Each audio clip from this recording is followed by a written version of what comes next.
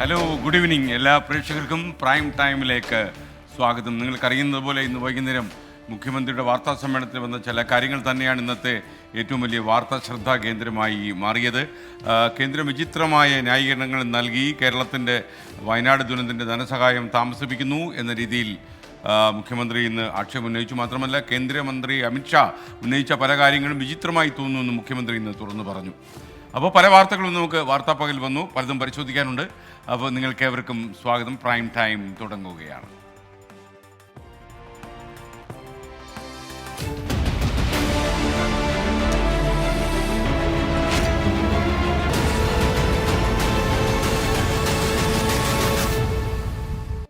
പ്രേക്ഷകർക്കെല്ലാം ഒരിക്കൽ കൂടി സ്വാഗതം. പ്രൈം ടൈം തുടരുകയാണ്.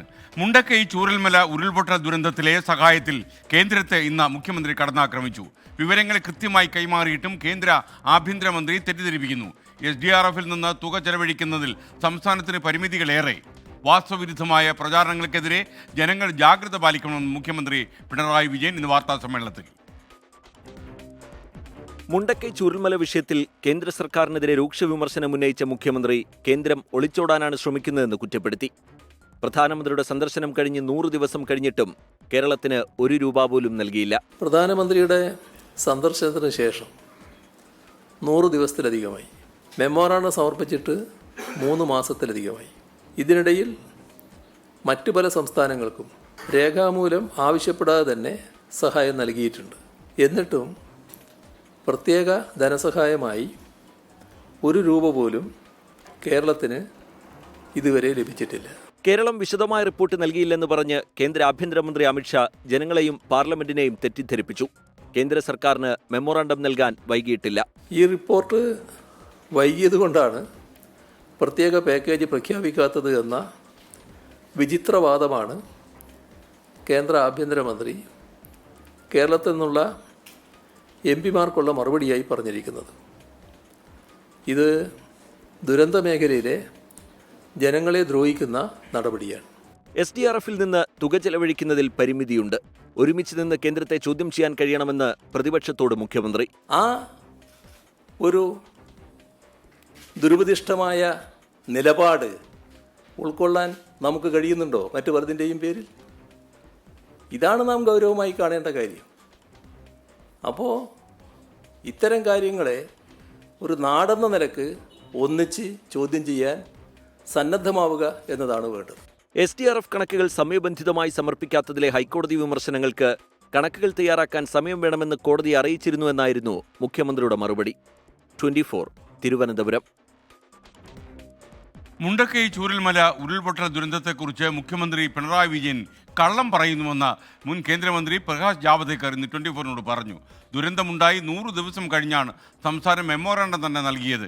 SDRFിലെ 700 കോടിയിൽ 500 കോടിയിലധികം രൂപ നൽകിയത് കേന്ദ്ര സർക്കാരാണെന്നും പ്രകാശ് ജാവദേക്കർ അവകാശപ്പെട്ടു. SDRF 700 crore out of which more than 500 crore has been given by central government is lying with the state government. They have sent memorandum after 100 days of tragedy.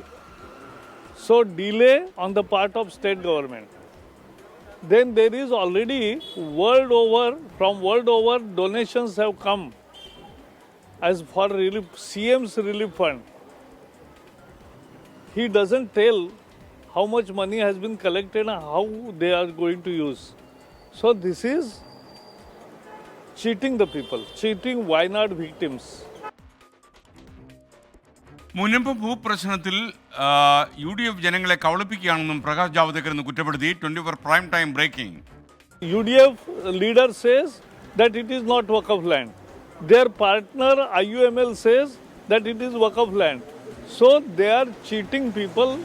They are spreading falsehood about this and their inner contradictions, and more importantly how they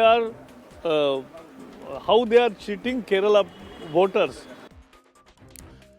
BJPയുടെ സംസ്ഥാന ചാർജുള്ള പ്രകാശ് ജാവ്ദേക്കർ സംസാരിക്കുകയായിരുന്നു. ഇന്ന് അദ്ദേഹവുമായി സംസാരിച്ച S Srikanth കൊച്ചിയിൽ നിന്നും തത്സമയം ചേരുന്നു. കൂടുതൽ വിശദാംശങ്ങളുമായി പ്രൈം ടൈമിലേക്ക് സ്വാഗതം ശ്രീകാന്ത്. പ്രകാശ് ജാവ്ദേക്കർ വളരെ നിശ്ചിതമായ വാക്കുകളിലാണല്ലോ ഇന്ന് മുഖ്യമന്ത്രിയൊക്കെ ആക്രമിക്കാൻ അദ്ദേഹം തീരുമാനിച്ച. മാത്രമല്ല VD സതീശനെയും അതുപോലെ മുസ്ലിം ലീഗിനെയൊക്കെ അദ്ദേഹം കടന്നാക്രമിച്ചു. ഇന്ന് അദ്ദേഹം ഒരു നല്ല ഫോമിലായി.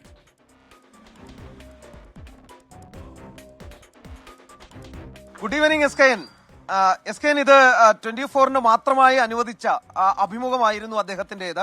അതിൽ അദ്ദേഹം അതിരൂക്ഷമായ വിമർശനം 2 വിഷയങ്ങളിലാണ് നടത്തിയത്. ഒന്ന് വയനാട്, 2 മുനമ്പം വിഷയത്തിൽ UDF-ൽ ഇപ്പോൾ നടക്കുന്ന പ്രശ്നങ്ങൾ. ഈ 2 പ്രശ്നങ്ങളിലും BJP സ്റ്റേക്ക് ഹോൾഡേഴ്സ് ആണ്. അതിനാൽ തന്നെ അദ്ദേഹത്തിന്റെ പ്രതികരണത്തിന് വലിയ പ്രസക്തിയുമുണ്ട്. വയനാട് വിഷയത്തിൽ അദ്ദേഹം പറഞ്ഞത് വയനാട് ദുരന്തത്തെക്കുറിച്ച് മുഖ്യമന്ത്രി കള്ളം പറയുകയാണ് എന്നുള്ളതാണ്. SDRF ഫണ്ടിലെ 700 കോടിയിൽ 500 കോടിയിലധികം കേന്ദ്രം നൽകിയിട്ടുള്ളതാണ്. ഈ ദുരന്തമുണ്ടായി 100 ദിവസം കഴിഞ്ഞാണ് സംസ്ഥാന സർക്കാർ ഒരു മെമ്മോറാണ്ടം നൽകുന്നത്.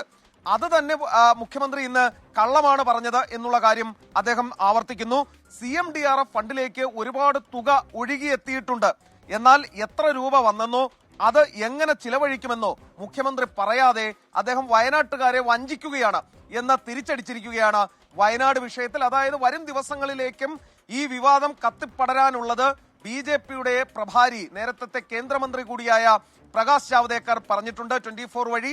മറ്റൊന്ന് മുനമ്പത്തെ വിഷയമാണ്. മുനമ്പത്ത് നമുക്കറിയാം UDF-നുള്ളിൽ VD സതീശൻ ഒരു അഭിപ്രായം പറഞ്ഞു. അതിനെ തള്ളി മുതിർന്ന മുസ്ലിം ലീഗ് നേതാക്കളടക്കം ഇപ്പോൾ രംഗത്ത് വന്നിട്ടുണ്ട്. അതിലും BJPയുടെ പ്രതികരണം വന്നിട്ടുണ്ട്. UDF-ലെ തർക്കം ഒരു നേതാവ് വഖഫ് ഭൂമിയല്ല മുനമ്പത്തേത് എന്ന് പറയുന്നു. എന്നാൽ അവരുടെ സഖ്യകക്ഷിയായ മുസ്ലിം ലീഗ് പറയുന്നു അത് വഖഫ് ഭൂമിയാണെന്ന്.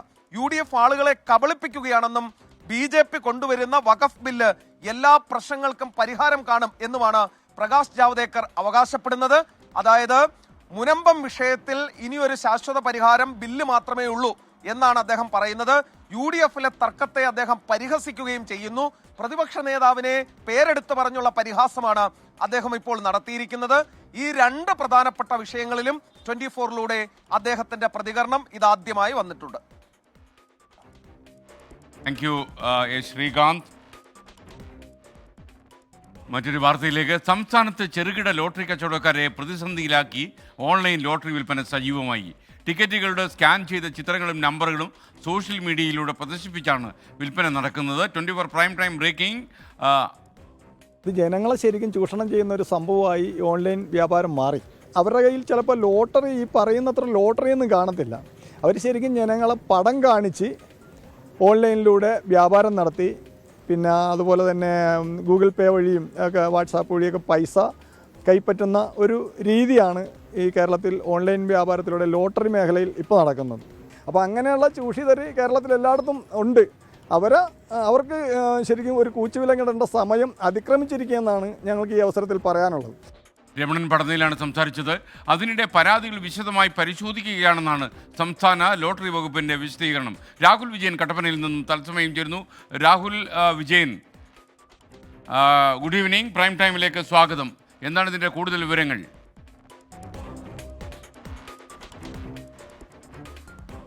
SKN good evening. ഇതിൽ ഏറ്റവും പ്രധാനപ്പെട്ട കാര്യം ഈ പേപ്പർ ലോട്ടറികൾ നേരിട്ട് മാത്രമേ വിൽക്കാനും വാങ്ങാനും കഴിയുകയുള്ളൂ എന്നൊരു ചട്ടം നിലനിൽക്കുന്നുണ്ട് കേരളത്തിൽ. അത് മറികടന്നുകൊണ്ടാണ് ഈ ഓൺലൈൻ ലോട്ടറി വ്യാപാരം തകൃതിയായി നടക്കുന്നത് എന്നുള്ളതാണ് ഏറ്റവും പ്രധാനപ്പെട്ട കാര്യം. ഇതിനൊരു അംഗീകൃത ഏജന്റുമാരല്ല ഇത്തരത്തിൽ ഈ ചട്ടവിരുദ്ധമായിട്ടുള്ള ലോട്ടറി വിൽപ്പന നടത്തുന്നത് എന്നുള്ള കാര്യം കൂടി എടുത്തു പറയേണ്ടതുണ്ട്. ഇതിൽ ജനങ്ങളെ കബളിപ്പിക്കുക എന്നുള്ളൊരു പ്രധാനപ്പെട്ട കാര്യം കൂടി ഇതിലുണ്ട് എന്നുള്ളതാണ് മറ്റൊരു കാര്യം. ഇതിൽ വാട്സപ്പ് ഗ്രൂപ്പുകൾ ഉണ്ടാക്കി അതിൽ ലോട്ടറികളുടെ സ്കാൻ ചെയ്ത ചിത്രങ്ങൾ പ്രചരിപ്പിച്ച ശേഷം ആളുകളെ കൊണ്ടത് വാങ്ങിക്കുകയാണ്. സാധാരണ ഒരു സെറ്റ് ലോട്ടറിയിൽ 12 ലോട്ടറികളാണ് ഒരു സെറ്റിൽ ഉണ്ടാവുക. ആ 12 ലോട്ടറികൾ ഒരേ നമ്പറിലുള്ളതായിരിക്കും. അതായത് സീരിയൽ മാത്രമായിരിക്കും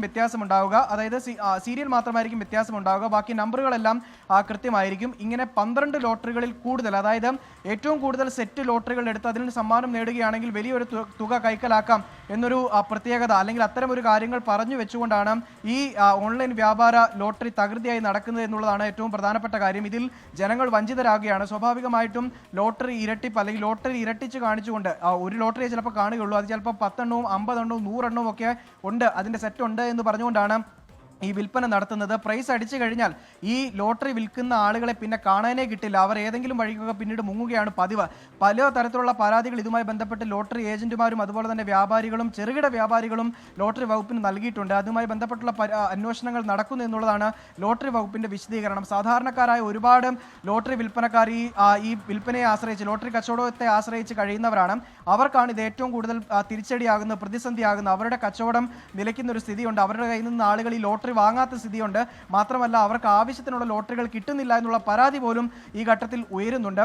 ഈ അനധികൃതമായിട്ട് ഈ ലോട്ടറി വിൽപ്പന നടത്തുന്ന ആളുകൾക്ക് ഈ സെറ്റ് ലോട്ടറികൾ പല ഭാഗത്തു നിന്ന് കിട്ടുന്നുണ്ട് എന്നുള്ള കാര്യം കൂടി ഇതിലെടുത്തു പറയേണ്ടതാണ്. എന്തായാലും വലിയ തരത്തിലുള്ള ഗുരുതരമായിട്ടുള്ള ക്രമക്കേടുകൾ അല്ലെങ്കിൽ വലിയ തരത്തിലുള്ള തെറ്റാണ് ഈ ഓൺലൈൻ ലോട്ടറി വ്യാപാരവുമായി ബന്ധപ്പെട്ട് നടക്കുന്നത്. SKN. Okay, thank you Rahul Vijayan. ട്രയോ എലീന പറയുന്നു, എസ്കെൻ താങ്കൾ നേരിട്ട് ഇടപെട്ട് യൂട്യൂബിലേക്ക് ഫ്ലവേഴ്സ് ടോപ്പ് സിംഗർ അപ്ലോഡ് ചെയ്യണം എന്നാണ് പറയുന്നത്. ഇപ്പോൾ ഫ്ലവേഴ്സ് ടോപ്പ് സിംഗർ അപ്ലോഡ് ചെയ്യുന്നുണ്ട്. അത് പക്ഷേ യൂട്യൂബിലുള്ള നമ്മുടെ ഈ പേ മോഡലിൽ ഫ്ലവേഴ്സ് ചാനൽ അപ്ലോഡ് ചെയ്യുന്നുണ്ട്. അതിലാണ് വരുന്നത്, ഫ്ലവേഴ്സ് പ്രൈമിലാണ് നിങ്ങൾക്കത് ലഭിക്കുക. അപ്പോൾ പ്രവാസികളാണ്, അവർക്ക് വേണ്ടി ഇത് അപ്ലോഡ് ചെയ്യണമെന്നാണ്. പ്രവാസികൾ തീർച്ചയായിട്ടും ഇതിൻ്റെ ഫ്ലവേഴ്സ് TV യൂട്യൂബിൽ വരുന്ന ലൈവ് സ്ട്രീമിംഗ് നിങ്ങൾ കാണണം. അതിൽ ഫ്ലവേഴ്സ് ടോപ്പ് സിംഗർ മാത്രമല്ല ഫ്ലവേഴ്സിൻ്റെ എല്ലാ പരിപാടികളും നമ്മൾ സംപ്രേഷണം ചെയ്യുന്നുണ്ട്. കുറേ പ്രേക്ഷകർ ഞാൻ വന്നോന്ന് ചോദിക്കുന്നു.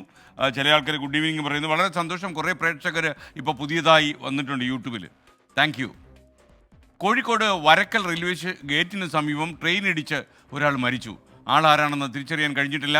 രാഹുൽ സുരേഷ് കോഴിക്കോട് നിന്നും ചേരുകയാണ്. രാഹുൽ, വിശദാംശങ്ങൾ. SKN കോഴിക്കോട് വരക്കൽ റെയിൽവേ ഗേറ്റിന് സമീപം ഇന്ന് വൈകിട്ട് 5:30 ഈ സംഭവം നടന്നത്. ചെന്നൈയിലേക്ക് പോവുകയായിരുന്ന ട്രെയിൻ നമ്പർ 126-02 ചെന്നൈ മെയിലിടിച്ചാണ് ഒരാൾ മരിച്ചിട്ടുള്ളത്. ഈ മരിച്ചയാളെ ഇതുവരെയും തിരിച്ചറിഞ്ഞിട്ടില്ല. തിരിച്ചറിയാനാകാത്ത വിധം മൃതദേഹം ചിന്നിച്ചിതറി എന്നാണ് പോലീസുമായി ബന്ധപ്പെടുമ്പോൾ നമുക്ക് ലഭ്യമാവുന്ന വിവരം. നടക്കാവ് പോലീസ് ഈ സംഭവ സ്ഥലത്തെത്തി ഇൻക്വസ്റ്റ് നടപടികൾ പൂർത്തിയാക്കിയ ശേഷം ഈ മൃതദേഹ അവശിഷ്ടങ്ങൾ കോഴിക്കോട് മെഡിക്കൽ കോളേജിലേക്ക് മാറ്റിയിട്ടുണ്ട്. 40 വയസ്സ് പ്രായം തോന്നിക്കുന്ന പുരുഷനാണ് മരിച്ചത് എന്നാണ് നിലവിലെ നിഗമനം. ഇതുമായി ബന്ധപ്പെട്ട് കൂടുതൽ പരിശോധനകൾ നടത്തിയാൽ മാത്രമാണ് ആരാണ് മരിച്ചതെന്ന് സംബന്ധിച്ചിൽ ഒരു വ്യക്തത വരികയുള്ളൂ. അതേസമയം ആത്മഹത്യയാണോ അതോ ഈ ട്രെയിൻ വരുമ്പോൾ ട്രെയിൻ ഇടിച്ച് മരിക്കുകയായിരുന്നോ എന്ന കാര്യത്തിൽ ഒരു വ്യക്തത വരണം. എന്താണെങ്കിലും നടക്കാവ് പോലീസ് സംബന്ധിച്ച് അന്വേഷണം ആരംഭിച്ചിട്ടുണ്ട്. ആരെങ്കിലും കാണാതെ പോയിട്ടുണ്ടെങ്കിൽ, 40 വയസ്സ് പ്രായം തോന്നിക്കുന്ന ആരെങ്കിലും കോഴിക്കോട് ഭാഗത്തു നിന്നും കാണാതെ പോയിട്ടുണ്ടെങ്കിൽ നടക്കാവ് പോലീസുമായി ബന്ധപ്പെടണമെന്നാണ് പോലീസ് അറിയിച്ചിട്ടുള്ളത്. Okay, thank you Rahul Suresh. Rajendrapillai പറഞ്ഞു, മുഖ്യനെ കേന്ദ്രമന്ത്രി കുറ്റപ്പെടുത്തുന്നു. എങ്കിൽ എന്തുകൊണ്ട് കേരള സർക്കാർ അതിനെ പ്രതിരോധിക്കുന്നില്ല? ഇന്ന് മുഖ്യമന്ത്രിയുടെ വാർത്താ സമ്മേളനം വൈകുന്നേരമാണ് നടന്നത്. അത് കഴിഞ്ഞിട്ടാണ് പ്രകാശ് ജാവ്ദേക്കറുടെ സംഭാഷണം നമ്മൾ റെക്കോർഡ് ചെയ്തത്. അപ്പോൾ ഇനി ചിലപ്പോൾ മുഖ്യമന്ത്രി പ്രകാശ് ജാവ്ദേക്കറെ മറുപടി പറയുമായിരിക്കും. കാരണം മുഖ്യമന്ത്രി കള്ളം പറയുന്നു എന്ന് വളരെ നിശ്ചിതമായ വാക്കുകളിൽ പ്രകാശ് ജാവ്ദേക്കർ എന്ന് ആരോപണം ഉന്നയിച്ച സാഹചര്യത്തിൽ മുഖ്യമന്ത്രി തീർച്ചയായിട്ടും അതിന് മറുപടി പറയുകയും സർക്കാരിനെ പ്രതിരോധിക്കുകയും ചെയ്യുമെന്നാണ് എൻ്റെ വിശ്വാസം. സംസ്ഥാനത്ത് എവിടെ വേണമെങ്കിലും വാഹനം രജിസ്റ്റർ ചെയ്യാമെന്ന സർക്കുലർ നടപ്പാക്കാൻ ഒരുപാട് കടമ്പകളാണ്. ജില്ലാ കേന്ദ്രങ്ങളിൽ കൂടുതൽ രജിസ്ട്രേഷൻ വരാൻ സാധ്യതയുള്ളതുകൊണ്ട് സബ് RTO ഓഫീസുകൾ അപ്രസക്തമാകുമെന്ന ആശങ്കയുണ്ട്. സോഫ്റ്റ്വെയർ പരിഷ്കരിക്കാൻ NIC അംഗീകാരവും ലഭിക്കേണ്ടതുണ്ട്. 24 പ്രൈം ടൈം ബ്രേക്കിംഗുമായി ഉമേഷ് ബാലകൃഷ്ണൻ തിരുവനന്തപുരത്ത് നിന്ന് ചേരുന്നു. ഉമേഷ്, യഥാർത്ഥത്തിൽ അപ്പോൾ ഇത് നടപ്പാക്കാൻ പറ്റാത്തൊരു പദ്ധതിയായി മാറുമോ? വലിയ കടമ്പകളുണ്ട്. ഇന്ന് തന്നെയാണ് ഗതാഗത കമ്മീഷൻ സർക്കുലർ ഇറക്കിയത്. പക്ഷേ ഇത് നടപ്പാക്കണമെങ്കിൽ നിരവധി കടമ്പകൾ കടക്കേണ്ടതുണ്ട്. പ്രത്യേകിച്ച് ഉദാഹരണത്തിന് നമ്മൾ ഇപ്പോൾ കേരളത്തിൽ ഒരു വാഹനം രജിസ്റ്റർ ചെയ്യണമെങ്കിൽ കേരളത്തിൽ തന്നെ 86 കേന്ദ്രങ്ങളുണ്ട്. അതായത് ജില്ലാ RT ഓഫീസുകൾ, റീജിയണൽ RT ഓഫീസുകൾ, അതുകൂടാതെ സബ് RT ഓഫീസുകൾ. സബ് RT ഓഫീസുകൾ പ്രാദേശികമായി കേന്ദ്രീകരിച്ച് 67 എണ്ണമുണ്ട്. ഈ രീതിയിൽ വളരെ വിശാലമായ RT ഓഫീസുകളാണുള്ളത്. അവിടെയെല്ലാം വാഹനങ്ങൾ രജിസ്റ്റർ ചെയ്യാം. പക്ഷേ ഇത് കേന്ദ്രീകൃത സംവിധാനത്തിലേക്ക് അല്ലെങ്കിൽ ഇഷ്ടമുള്ള സ്ഥലങ്ങളിൽ വാഹനം രജിസ്റ്റർ ചെയ്യാനുള്ള ഒരു അവസരം ലഭിച്ചു കഴിഞ്ഞാൽ ജില്ലാ കേന്ദ്രങ്ങൾ, പ്രത്യേകിച്ച് ഒരുപക്ഷെ തിരുവനന്തപുരം എടുത്തുകയാണെങ്കിൽ തിരുവനന്തപുരത്ത് KL01 എന്ന നമ്പർ കിട്ടാൻ വേണ്ടി കൂടുതൽ പേർ ആഗ്രഹിക്കും. സ്വാഭാവികമായി തിരുവനന്തപുരം ജില്ലാ കേന്ദ്രങ്ങളിൽ ഒട്ടുമിക്ക ആളുകളും അവരുടെ രജിസ്ട്രേഷൻ നടത്താൻ വേണ്ടി അപേക്ഷകൾ നൽകും. സ്വാഭാവികമായി സബ് RT ഓഫീസുകൾ അപ്രസക്തമാകും. ആ സാഹചര്യത്തിൽ ജില്ലാ കേന്ദ്രങ്ങളിൽ ഒരു വർക്ക് ലോഡ് എന്ന് പറയുന്നത് വലിയ രീതിയിൽ ഉയരുകയും ചെയ്യും. കൃത്യമായി ഈ രജിസ്ട്രേഷൻ നമ്പറുകൾ നൽകി പോകാനും കഴിയില്ല. അതൊരു പ്രതിസന്ധിയായി നിൽക്കുന്നു. രണ്ടാമത്തേത്, ഇതൊരു കേന്ദ്രീകൃത കേന്ദ്ര സോഫ്റ്റ്വെയറുമായി, അതായത് പരിവാഹൻ വാഹൻ സോഫ്റ്റ്വെയറുമായി എല്ലാം ബന്ധപ്പെട്ടതാണ് സംസ്ഥാനത്തിൻ്റെ രജിസ്ട്രേഷൻ സംവിധാനവും. അതുകൊണ്ട് തന്നെ കേരളത്തിന് സ്വന്തം നിലയിൽ ഇതിനൊരു സോഫ്റ്റ്വെയർ തയ്യാറാക്കി രജിസ്ട്രേഷൻ നടപടികളുമായി മുന്നോട്ട് പോകാനായില്ല. അതുകൊണ്ട് തന്നെ ആദ്യം NICയുടെ അംഗീകാരം വാങ്ങണം. അതിന് ഒരു പ്രപ്പോസൽ തയ്യാറാക്കണം. ഈ പ്രപ്പോസൽ തയ്യാറാക്കി NIC അംഗീകാരം ലഭിച്ചില്ല എങ്കിൽ അത് വീണ്ടും ഒന്നുകൂടി പരിഷ്കരിച്ച് വീണ്ടും ഇത് സമർപ്പിക്കേണ്ടി വരും. അതാണ് രണ്ടാമത്തെ കടമ്പ.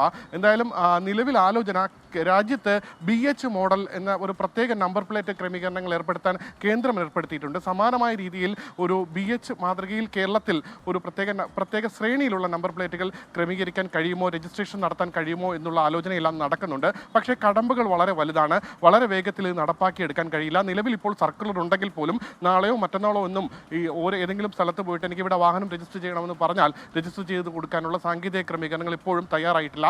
എന്തായാലും 1-2 മാസമെല്ലാം എടുത്താൽ പോലും ഇത് പൂർണ്ണതോതിൽ നടപ്പാക്കാനാകുമോ എന്നുള്ള സംശയവും ഇവിടെ നിൽക്കുന്നുണ്ട്. SKN. ഓക്കെ, ഉമേഷ് ബാലകൃഷ്ണനാണ് വിവരങ്ങൾ നൽകിയത്. പക്ഷേ സംസ്ഥാനത്ത് എവിടെ വേണമെങ്കിലും വാഹനങ്ങൾ രജിസ്റ്റർ ചെയ്യാം എന്ന തീരുമാനം കേൾക്കുമ്പോൾ ഒരു സുഖം ഉണ്ടായിരുന്നു. അപ്പോൾ നടപ്പാക്കാൻ കഴിയട്ടെ. കടമ്പകളൊക്കെ നമ്മൾ കടന്നു ചാടണം. ഓരോ പരിഷ്കാരം വരുമ്പോൾ ഒരുപാട് കടമ്പകൾ വരും. കടമ്പകളൊക്കെ വെട്ടിമാറ്റി മുന്നോട്ട് പോകാൻ കഴിയട്ടെ മോട്ടോർ വാഹന വകുപ്പിന്. റീന സതീശൻ പറയുന്നു, വയനാടിൻ്റെ കാര്യത്തിൽ കേന്ദ്ര സംസ്ഥാന സർക്കാരുകൾ പരസ്പരം പഴിചാരരുത്. വയനാട്ടുകാർക്ക് അർഹതപ്പെട്ട അവകാശമാണ് ചോദിക്കുന്നത്. തീർച്ചയായിട്ടും ഇത്രയും വലിയ ദുരന്തം അനുഭവിച്ച ജനത അവരെ അവകാശപ്പെട്ട് തന്നെയാണ് ചോദിക്കുന്നത്. കാരണം ഇങ്ങനെ പരസ്പരം കുറ്റപ്പെടുത്തി അവർക്കിടയിൽ ഈ പാവം ആളുകൾ ഞെരിഞ്ഞ് അമരാൻ പാടില്ല എന്നാണ് നമുക്ക് പറയാനുള്ളത്. കാക്കനാട് നിന്നൊരു വാർത്ത. കൊച്ചി കാക്കനാട് ഫ്ളാറ്റിൽ വീണ്ടും രോഗബാധ. ഇടച്ചിറയിലുള്ള ഒലീവ് കോർട്ട്യാർഡ് ഫ്ളാറ്റിലെ 72 പേർ ഛർദിയും വയറിളക്കവും ബാധിച്ചതുകൊണ്ട് ഇപ്പോൾ ചികിത്സ തേടിയെന്നാണ് അറിയുന്നത്. ഫ്ളാറ്റിൽ നിന്ന് 9 കുടിവെള്ള സാമ്പിളുകൾ പരിശോധനയ്ക്കായി ശേഖരിച്ചു. 24 ബ്രേക്കിംഗ് ശ്യാംകുമാർ ചേരുന്നു കൊച്ചിയിൽ നിന്ന്. ശ്യാം, നേരത്തെ DLF ഫ്ളാറ്റിലായിരുന്നു പ്രശ്നമെങ്കിൽ ഇപ്പോൾ ഒലീവിലേക്ക് മാറി. എന്താണ് കൊച്ചിയിലെ കുടിവെള്ളത്തിൻ്റെ പ്രശ്നമെന്ന് കരുതുന്നു?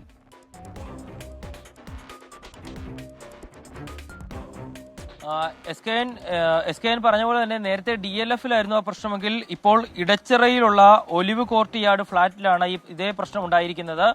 കഴിഞ്ഞ ദിവസമാണ് ഈ ഫ്ളാറ്റിലുള്ള ചിലർ ഛർദിയും അതിസാരവും ഒക്കെ ആയിട്ട് ആശുപത്രിയിൽ എത്തിയത്. അതോടെ മെഡിക്കൽ ഓഫീസറുടെ നേതൃത്വത്തിൽ ഹെൽത്ത് ഇൻസ്പെക്ടർമാരടങ്ങുന്ന സംഘം ഈ ഫ്ളാറ്റിൽ പരിശോധന നടത്തുകയായിരുന്നു. അങ്ങനെ നടത്തിയ പരിശോധനയിലാണ് 72 പേർക്ക് സമാനമായ രോഗലക്ഷണങ്ങൾ ഉണ്ട് എന്ന് കണ്ടെത്തുന്നത്. തുടർന്ന് ഇതിൽ 20 പേർ ആശുപത്രിയിൽ ചികിത്സ തേടുകയും ചെയ്തിട്ടുണ്ട്. ആരും ആശുപത്രിയിൽ പ്രവേശിപ്പിക്കപ്പെടേണ്ട സ്ഥിതി ഉണ്ടായിട്ടില്ല. പക്ഷേ എല്ലാവർക്കും സമാനമായ രോഗലക്ഷണങ്ങളാണ്. അവിടെ പുറത്തുനിന്ന് വെള്ളം കൊണ്ടുവരുന്ന ഒരു ഫ്ളാറ്റ് തന്നെയാണ്. അതുകൊണ്ട് തന്നെ അങ്ങനെയാണോ ആളുകൾക്ക് രോഗബാധ ഉണ്ടായതെന്ന് സംശയമുണ്ട്. ഏതായാലും ഫ്ളാറ്റിലെ 9 സ്രോതസ്സുകളിൽ നിന്നുള്ള വെള്ളത്തിന്റെ സാമ്പിളുകൾ പരിശോധനയ്ക്ക് വേണ്ടി ശേഖരിച്ചിട്ടുണ്ട്. ആളുകൾക്ക് അവിടെ ഗുളികകളും മറ്റ് പ്രതിരോധ മരുന്നുകളും നൽകുകയും ചെയ്തിട്ടുണ്ട്. ഏതായാലും വെള്ളത്തിന്റെ സാമ്പിളുകൾ പരിശോധിച്ചാൽ മാത്രമേ എങ്ങനെയാണ് ഇത്രയും പേർക്ക് രോഗബാധ ഉണ്ടായതെന്ന് വ്യക്തമാകുകയുള്ളൂ. ഏതായാലും തൃക്കാക്കര നഗരസഭാ പരിധിയിൽ നിരവധി ഫ്ളാറ്റുകളിലാണ് ഇപ്പോൾ സമാനമായ പ്രശ്നം നേരിടുന്നതും രോഗബാധ റിപ്പോർട്ട് ചെയ്യുന്നതും. SKN. ഓക്കെ, ശ്യാംകുമാറാണ് വിവരങ്ങൾ നൽകിയത്. പവിത്രൻ ബാദുരെ പറ്റിയും മിനി ബാബു ഒക്കെ ഒരേ കാര്യം പറയുന്നു. പുതിയ ആളുകളെ കാണുമ്പോൾ പഴയ ആൾക്കാരെ മറന്നു കളയരുത് എന്നാണ് ഇവർ പറയുന്നത്. എൻ്റെ ബാദുരെ പറ്റി നമുക്ക് അങ്ങനെയൊക്കെ പഴയ ആൾക്കാർക്ക് കുറച്ചുകൂടെ പ്രയോറിറ്റി ഉണ്ടല്ലോ. അതുകൊണ്ട് നമുക്ക് അങ്ങനെയൊന്നും മറക്കാൻ കഴിയില്ല. അവരല്ലേ നമ്മുടെ ചാനലിൻ്റെ ഒപ്പം എത്രയോ കാലമായി സഞ്ചരിക്കുന്നത്. മറ്റൊരു വാർത്തയിലേക്ക്. സ്മാർട്ട് സിറ്റി പദ്ധതിയിൽ നിന്ന് പിന്മാറുന്നതിന് ടീകോമിന് നഷ്ടപരിഹാരം നൽകുന്നു എന്നത് തെറ്റായ പ്രചാരണമാണെന്ന് മുഖ്യമന്ത്രി പിണറായി വിജയൻ. ഭൂമിക്കും മറ്റുമായി ചിലവാക്കിയ ഓഹരി മൂല്യമാണ് മടക്കി നൽകുന്നതെന്ന് മുഖ്യമന്ത്രി ഇന്ന് വാർത്താസമ്മേളനത്തിൽ വിശദീകരിച്ചു. കാലതാമസം വരുമെന്നതുകൊണ്ടാണ് ആർബിട്രേഷൻ പോകാത്തത്. പദ്ധതിയുടെ ഭൂമി ആർക്കും പതിച്ചു കൊടുക്കില്ലെന്നും മുഖ്യമന്ത്രി ഇന്ന് വ്യക്തമാക്കി. സ്മാർട്ട് സിറ്റി പദ്ധതി ഉപേക്ഷിക്കാനുള്ള മന്ത്രിസഭാ തീരുമാനത്തിന് ശേഷം ഇതാദ്യമായാണ് മുഖ്യമന്ത്രിയുടെ പ്രതികരണം വരുന്നത്. പദ്ധതിയിൽ നിന്ന് പിന്മാറുന്ന ടീകോമിന് നഷ്ടപരിഹാരം നൽകുന്നുവെന്ന വിമർശനം മുഖ്യമന്ത്രി നിഷേധിച്ചു. മുഖ്യമന്ത്രിയുടെ ഓഫീസിന്റെ വാർത്താക്കുറിപ്പിലായിരുന്നു നഷ്ടപരിഹാരം എന്ന പരാമർശം ആദ്യം കടന്നു വന്നത്. സ്മാർട്ട് സിറ്റിയിൽ സാധാരണ നിലക്ക് ടീകോം അവർ വാങ്ങിയ ഓഹരി വില അതാണ് സാധാരണ നിലക്ക് മടക്കി കൊടുക്കേണ്ടി വരിക. ഇത് തന്നെ ഇൻഡിപെൻഡൻറ്റ് ഇവാലുവേറ്റർ തീരുമാനിക്കുന്നതാണ്. അത് നഷ്ടപരിഹാരമല്ല. നഷ്ടപരിഹാരം എന്നൊരു വാക്ക് അവിടെ ഉപയോഗിക്കേണ്ടതായിട്ടില്ല. അത് സാധാരണ നിലക്ക് കരാറിൻ്റെ ഭാഗമായിട്ട് വരുന്നൊരു കാര്യമാണ്. സ്മാർട്ട് സിറ്റി ഭൂമി സ്വകാര്യ കമ്പനികൾക്ക് കൈമാറാനുള്ള നീക്കമാണെന്ന പ്രതിപക്ഷ വിമർശനവും മുഖ്യമന്ത്രി തള്ളിക്കളഞ്ഞു. അത് പൂർണ്ണമായും ഗവൺമെൻറ് ഉടമസ്ഥതയിലുള്ളതായിരിക്കും. ഗവൺമെൻറ് ഉടമസ്ഥതയിലുള്ളൊരു പൊതുമേഖലാ സ്ഥാപനമായിട്ട് ഇത് നിലനിൽക്കും. ഒരു ജോയിൻറ്റ് വെഞ്ചറും അവിടെ ഉണ്ടാവില്ല. ഒരു കൂട്ടർക്കും ഇത് പതിച്ചു കൊടുക്കാൻ ഉദ്ദേശിക്കുന്നില്ല. ഇവർ പോയി വേറൊരു കൂട്ടർ ആ സ്ഥാനത്ത് വന്നിരിക്കുക എന്നുള്ളത് ഉദ്ദേശിക്കുന്ന കാര്യമല്ല. അങ്ങനെയൊരു കാര്യമേ സർക്കാർ ഉദ്ദേശിക്കുന്നില്ല. പദ്ധതിയിൽ നിന്ന് ടീകോം പിന്മാറുന്നതിനുള്ള കാരണമെന്തെന്ന് മുഖ്യമന്ത്രി വ്യക്തമാക്കിയില്ല. ടീകോമിന്റെ മുൻ CEO ബാജു ജോർജിനെ നഷ്ടപരിഹാരം വിലയിരുത്താനുള്ള സമിതിയിൽ അംഗമാക്കിയതിനെ പറ്റിയും മുഖ്യമന്ത്രി പ്രതികരിച്ചില്ല. 24 തിരുവനന്തപുരം. ജോബിൻ കട്ടപ്പനയ്ക്ക് അറിയേണ്ട ഒരു കാര്യം, ഇന്ന് എൻ്റെ മേക്കപ്പ് ലേശം കൂടിപ്പോയി എന്നുള്ളതാണ്. മേക്കമ്മനെ പിടിക്കാൻ നമുക്ക് കൂടിപ്പോയിട്ടില്ലെന്നാണ് എൻ്റെ വിശ്വാസം. മുനമ്പം വഖഫ് ഭൂമിയുടെ ഉടമസ്ഥാവകാശത്തെ ചൊല്ലി UDF-ലും ലീഗിലും ഭിന്നത. വഖഫ് ഭൂമിയല്ലെന്ന VD സതീശൻ്റെ വാദത്തെ KM ഷാജിക്ക് പിന്നാലെ ET മുഹമ്മദ് ബഷീറും തള്ളിക്കളഞ്ഞു. നിയമ പണ്ഡിതരുമായി സംസാരിച്ചതിന് ശേഷമാണ് നിലപാട് വ്യക്തമാക്കിയതെന്നാണ് പ്രതിപക്ഷ നേതാവ് VD സതീശൻ്റെ പക്ഷം. ഉടമസ്ഥാവകാശം ചർച്ചയാക്കേണ്ടെന്നും മുനമ്പത്ത് താമസിക്കുന്നവരെ കുടിയൊഴിപ്പിക്കാതെയുള്ള പ്രശ്ന പരിഹാരമാണ് വേണ്ടതെന്നും പാണക്കാട് സാദിഖ് അലി ശിഹാബ് തങ്ങൾ പറഞ്ഞു. മുനമ്പത്തേത് വഖഫ് ഭൂമിയല്ലെന്ന പ്രതിപക്ഷ നേതാവ് VD സതീശന്റെ വാദത്തെ ആദ്യം തള്ളിയത് ലീഗ് നേതാവ് KM ഷാജിയാണ്. വഖഫ് ഭൂമിയുടെ ഉടമസ്ഥാവകാശം ഉന്നയിച്ചുള്ള തർക്കം ലീഗ് മുൻകൈയെടുത്ത് നടക്കുന്ന സമവായ ശ്രമങ്ങൾക്ക് തിരിച്ചടിയുണ്ടാക്കുമെന്ന തിരിച്ചറിവിലാണ് പാണക്കാട് സാദിഖ് അലി ശിഹാബ് തങ്ങളും PK കുഞ്ഞാലിക്കുട്ടിയും ലീഗിന്റെ നിലപാട് ഇന്ന് വീണ്ടും വ്യക്തമാക്കിയത്. KM ഷാജിയുടേത് പ്രസംഗത്തിലെ ശൈലിയാണെന്ന് പറഞ്ഞ് ഉടമസ്ഥാവകാശ വിവാദം ലീഗ് തള്ളി. ലീഗിൻ്റെ അത് ഓരോ പ്രസംഗിക്കുമ്പോൾ ഓരോ ശൈലിക്കും വേണ്ടി അതൊന്നും പറയും, അത്രേ ഉള്ളൂ. അത് മുസ്ലിം ലീഗ് കാര്യമായിട്ട് എടുക്കുന്നത്. മുസ്ലിം ലീഗിൻ്റെ അഭിപ്രായം മുസ്ലിം ലീഗ് പറഞ്ഞു അയച്ചിട്ടുണ്ട്. അത് തന്നെയാണ്, അതിലാർക്കും ആശങ്കപ്പെടേണ്ട കാര്യമില്ല.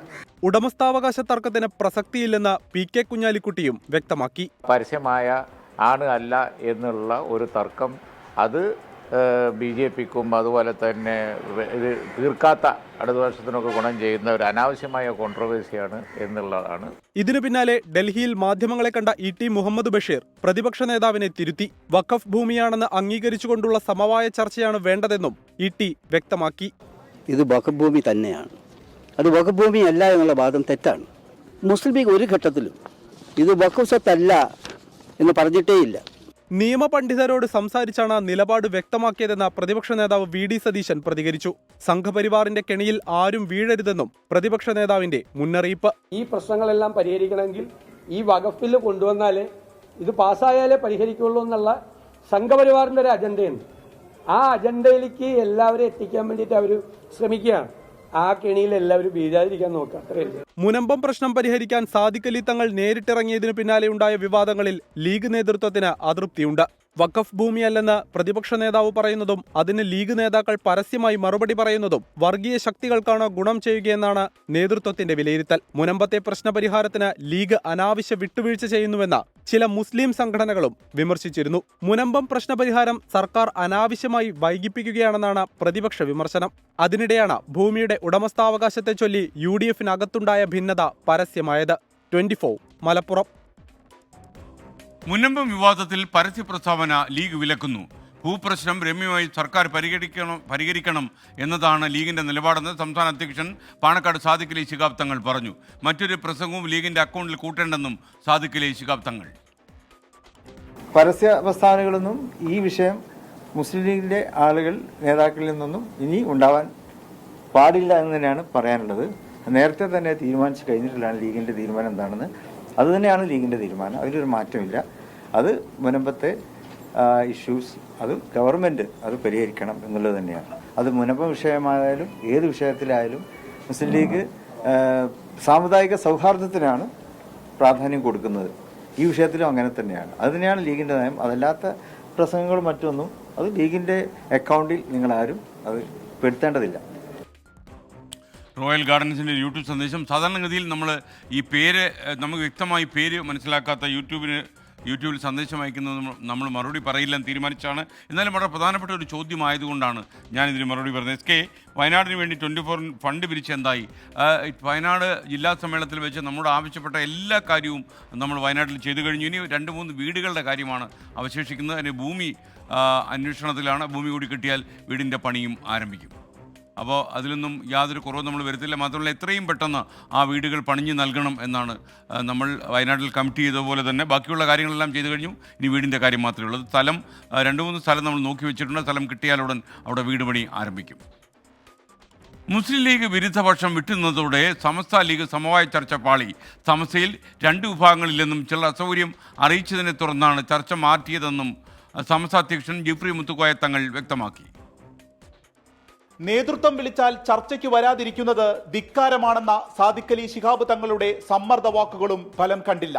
സമസ്തയിലെ ലീഗ് വിരുദ്ധ പക്ഷം സമവായ ചർച്ചയിൽ നിന്ന് വിട്ടുനിന്നു.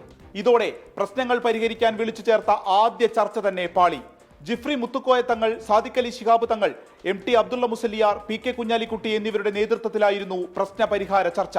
സമസ്തയിലെ ലീഗ് അനുകൂല പക്ഷമായ അബ്ദുസമദ് പൂക്കോട്ടൂർ, നാസർ ഫൈസി കൂടത്തായി തുടങ്ങിയവർ ചർച്ചയ്ക്കെത്തി. ഉസ്താമാർ വിളിച്ചതാണ് ചർച്ചയ്ക്ക്, അല്ല ഞങ്ങൾ ഉണ്ടാക്കിയ ചർച്ചയല്ല. വിളിച്ചു, ഞങ്ങൾക്ക് പറയാനുള്ളത് ഞങ്ങൾ പറയുകയും രേഖാമൂലം സമർപ്പിക്കുകയും ചെയ്തു. സംശയമുണ്ടോ? ഞങ്ങൾ അച്ചടക്കം പറഞ്ഞാൽ വരികയെന്നുള്ളതാണ്. യോഗത്തിന് ശേഷം സംയുക്ത വാർത്താ സമ്മേളനം. ചില ആളുകൾ വരാനുള്ള അസൗകര്യം അറിയിച്ചിരുന്നുവെന്നും ചർച്ച മറ്റൊരു ദിവസത്തേക്ക് മാറ്റിവെച്ചതായും ജിഫ്രി തങ്ങൾ. രണ്ട് വിഭാഗം എന്ന് പറഞ്ഞത് സമസ്തയിലില്ല, അത് അങ്ങനെ മനസ്സിലാക്കുന്നത് തെറ്റാണ്. അവര് ഓരോരുത്തർക്കുള്ള നിഗമനം അനുസരിച്ച് പ്രവർത്തനത്തിനുള്ള അത് ചെയ്തിട്ടുണ്ടാവാം. മനസ്സിലായില്ലേ? ഇപ്പൊ അവർക്ക് അസൗകര്യം ഉണ്ടായതുകൊണ്ട് വന്നില്ല, അടുത്ത് ഇരുത്തും എന്ന് പറഞ്ഞില്ല. അഭിപ്രായ വ്യത്യാസം കൂടിയിരുന്ന് പറഞ്ഞു തീർക്കുക എന്നതാണ് ഉദ്ദേശിച്ചിരുന്നതെന്ന് സാദിഖ് അലി തങ്ങൾ. സമസ്ത ഒറ്റക്കെട്ടായി പോകണമെന്നുള്ളത് നമ്മൾ സുന്നികളുടെ മാത്രം ആവശ്യമല്ല, അത് സമൂഹത്തിന്റെ തന്നെ ആവശ്യമാണ്. എല്ലാ വിഭാഗം ജനങ്ങളുടെ ആവശ്യമാണ് സമസ്ത ഒറ്റക്കെട്ടായി പോവുക എന്നുള്ളത്. അതിനൊരു വീഴ്ച വരാൻ പാടില്ല എന്ന ഉദ്ദേശത്തോടെ തന്നെയാണ് ഇപ്പം ഞങ്ങൾ ഇന്നിവിടെ കൂടി. ചുരുക്കത്തിൽ പ്രശ്നങ്ങൾ പരിഹരിക്കാൻ വിളിച്ചു ചേർത്ത ചർച്ചയിലെ കല്ലുകടി എത്ര വലിയ വിള്ളലാണ് നിലനിൽക്കുന്നത് എന്ന് കൂടുതൽ തെളിയിക്കുന്നതായി മാറി. 24 മലപ്പുറം. ചന്ദ്രൻ ചെറിയൻ്റെ ഒരു യൂട്യൂബ് സന്ദേശം, മുഖംമൂടി കമൻറ്റുകൾക്ക് മറുപടി പറയില്ല എന്ന് SKN മുൻപ് പറഞ്ഞ് ഞാൻ റെക്കോർഡ് ചെയ്ത് സൂക്ഷിച്ചിട്ടുണ്ട്. അത് പലപ്പോഴും SKN പാലിക്കുന്നില്ലെന്നാണ് പറയുന്നത്. ചന്ദ്രൻ ചെറിയ ഇതാ ഞാൻ പാലിച്ചിരിക്കുന്നു, ഇനി മുഖംമൂടി വരുന്ന ആളുകൾക്ക് എൻ്റെ ഭാഗത്തുനിന്ന് മറുപടി ലഭിക്കില്ല. അപ്പോൾ ഓക്കെ എന്ന് പറയുന്ന ഒരാളുടെ കമൻറ്റ് വന്നിട്ടുണ്ട്. ആ ചന്ദ്രൻ ചെറിയിലാണ് ഞങ്ങൾക്ക് ശരിക്കും പാരയായതല്ലേ. അതല്ല, ഇതൊരു നല്ല തീരുമാനമാണ്. കാരണം നമ്മൾ ആർക്ക് വേണ്ടിയാണ് മറുപടി പറയുന്നതെന്നും ആരുടെ വിമർശനത്തിനാണ് മറുപടി പറയുന്നതെന്നും നമുക്ക് വ്യക്തമായി മനസ്സിലായില്ലെങ്കിൽ നമ്മൾ എന്തിനു മറുപടി പറയണം? പ്രേക്ഷകർക്ക് വീണ്ടും സ്വാഗതം. പ്രൈം ടൈം തുടരുകയാണ്. രാഹുൽ സുരേഷ് ഇപ്പോൾ ഒരു വാർത്ത അറിയിക്കുന്നു. ബേപ്പൂർ ചാലിയാറിൽ ബോട്ട് കത്തി ഗുരുതരാവസ്ഥയിലായിരുന്ന രണ്ടാമത്തെ വ്യക്തിയും മരിച്ചു. ലക്ഷദ്വീപ് സ്വദേശി താജുൽ അക്ബറാണ് മരിച്ചത്. കോട്ടയം മെഡിക്കൽ കോളേജിൽ ചികിത്സയിലായിരുന്നു. സങ്കടകരമായ വാർത്തയാണ്. ഇനി ഈ മണിക്കൂർ വരുന്ന ഏറ്റവും പ്രധാനപ്പെട്ട വാർത്തകളിലേക്ക് നമ്മൾ കടക്കുന്നു. Headlines. You are watching 24 from News Headquarters, Kochi. Mundakkai Chooralmala ഉരുൾപൊട്ടൽ ദുരന്തത്തിലെ സഹായത്തിൽ കേന്ദ്ര സർക്കാരിനെ കടന്നാക്രമിച്ച് മുഖ്യമന്ത്രി പിണറായി വിജയൻ. വിവരങ്ങൾ കൃത്യമായി കൈമാറിയിട്ടും കേന്ദ്ര ആഭ്യന്തരമന്ത്രി അമിത്ഷാ പാർലമെന്റിനെ തെറ്റിദ്ധരിപ്പിക്കുന്നു. കേന്ദ്രം ഉത്തരവാദിത്വത്തിൽ നിന്ന് ഒളിച്ചോടിയെന്നും പിണറായിയുടെ വിമർശനം. പ്രത്യേക സാമ്പത്തിക സഹായം പ്രഖ്യാപിക്കുന്നതിന് തയ്യാറാകാതെ വയനാടിനെയും ദുരന്തബാധിതരെയും കടുത്ത രീതിയിൽ അവഗണിക്കുന്ന മനോഭാവമാണ് കേന്ദ്ര സർക്കാരിൻ്റേത്. തൊടുന്യായങ്ങൾ പറഞ്ഞ് സഹായം നിഷേധിക്കുന്ന സമീപനമാണ് സ്വീകരിച്ചിരിക്കുന്നത്. SDRF-ൽ നിന്ന് തുക ചെലവഴിക്കുന്നതിൽ പരിമിതിയുണ്ടെന്നും Pinarayi Vijayan. Sent memorandum after 100 days of tragedy. So delay on the part of state government. മുഖ്യമന്ത്രി കള്ളം പറയുന്നുവെന്ന് BJP. സംസ്ഥാനം മെമ്മോറണ്ടം നൽകിയത് ദുരന്തം കഴിഞ്ഞ് 100 ദിവസങ്ങൾ കടന്നിട്ടാണെന്ന് കേരളത്തിൻ്റെ ചുമതലയുള്ള മുൻ മുഖ്യമന്ത്രി കൂടിയായ പ്രകാശ് ജാവദേക്കർ പറഞ്ഞു.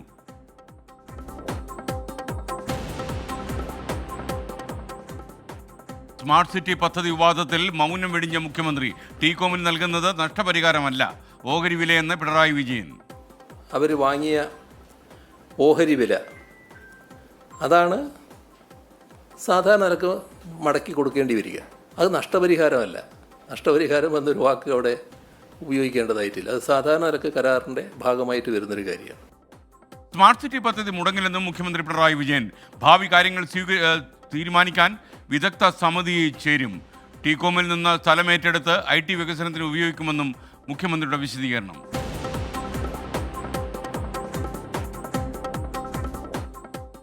മുനമ്പം ഭൂമി തർക്കത്തിൽ UDF-ലും മുസ്ലിം ലീഗിലും ഭിന്നത. മുനമ്പത്തേത് വഖഫ് ഭൂമിയല്ലെന്ന പ്രതിപക്ഷ നേതാവിന്റെ നിലപാട് തള്ളി ET മുഹമ്മദ് ബഷീർ.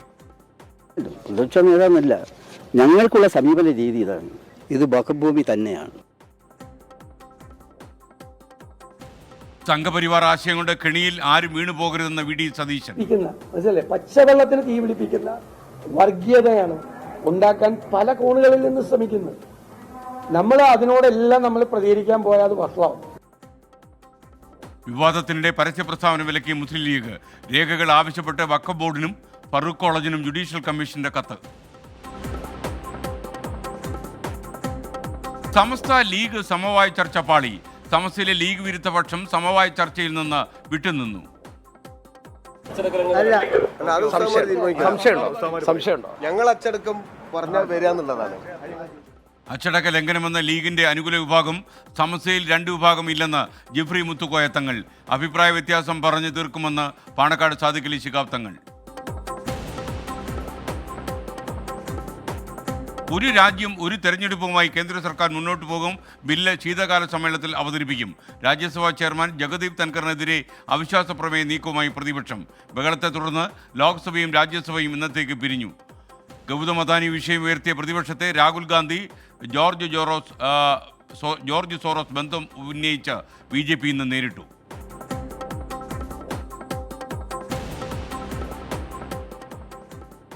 ചെറുകിട കച്ചവടക്കാരെ പ്രതിസന്ധിയിലാക്കി സംസ്ഥാനത്ത് ഓൺലൈൻ ലോട്ടറി വിൽപ്പന വീണ്ടും സജീവമാകുന്നു. വിൽപ്പന ടിക്കറ്റുകളുടെ സ്കാൻ ചെയ്ത ചിത്രങ്ങളും നമ്പറുകളും സോഷ്യൽ മീഡിയയിലൂടെ പ്രദർശിപ്പിച്ച ഓൺലൈനിലൂടെ വ്യാപാരം നടത്തി, പിന്നെ അതുപോലെ തന്നെ ഗൂഗിൾ പേ വഴിയും ഒക്കെ വാട്സാപ്പ് വഴിയൊക്കെ പൈസ കൈപ്പറ്റുന്ന ഒരു രീതിയാണ് ഈ കേരളത്തിൽ ഓൺലൈൻ വ്യാപാരത്തിലൂടെ ലോട്ടറി മേഖലയിൽ ഇപ്പോൾ നടക്കുന്നത്. പരാതികൾ വിശദമായി പരിശോധിക്കുമെന്ന് സംസ്ഥാന ലോട്ടറി വകുപ്പ്. 24 പ്രൈം ടൈം ബ്രേക്കിംഗ്. പണം തട്ടിയെടുക്കാൻ വേണ്ടി കാസർഗോട്ടും ഡിജിറ്റൽ അറസ്റ്റ് ഭീഷണി. ജില്ലാ കോടതി അഭിഭാഷകൻ അഡ്വക്കേറ്റ് ഗോവിന്ദൻ നായർക്ക് കോൾ വന്നത് മുംബൈ പോലീസ് എന്ന് സ്വയം പരിചയപ്പെടുത്തി. മുംബൈയിൽ വെച്ച് ഗോവിന്ദൻ നായർ സിം കാർഡ് എടുത്തെന്നും രാജ്യവിരുദ്ധ പ്രവർത്തനങ്ങൾക്ക് ഉപയോഗിച്ചെന്നും തട്ടിപ്പ് സംഘം. എറണാകുളത്ത് വീണ്ടും ഓൺലൈൻ തട്ടിപ്പ്. പറവൂർ സ്വദേശിയിൽ നിന്ന് 15 ലക്ഷം രൂപ തട്ടിയെടുത്തു. 24 ക്യാമ്പയിൻ തുടരുന്നു. തലവയ്ക്കല്ലേ, ഇത് തട്ടിപ്പാണ്.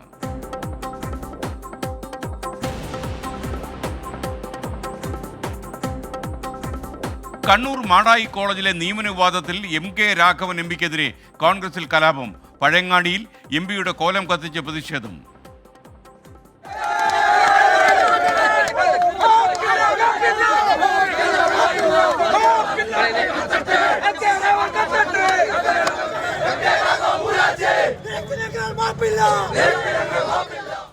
രാഘവൻ ഒറ്റുകാരനെന്ന് പ്രവർത്തകരുടെ മുദ്രാവാക്യം. കോളേജ് ഭരണസമിതിക്ക് വീഴ്ച പറ്റിയെന്ന് കണ്ണൂർ DCC.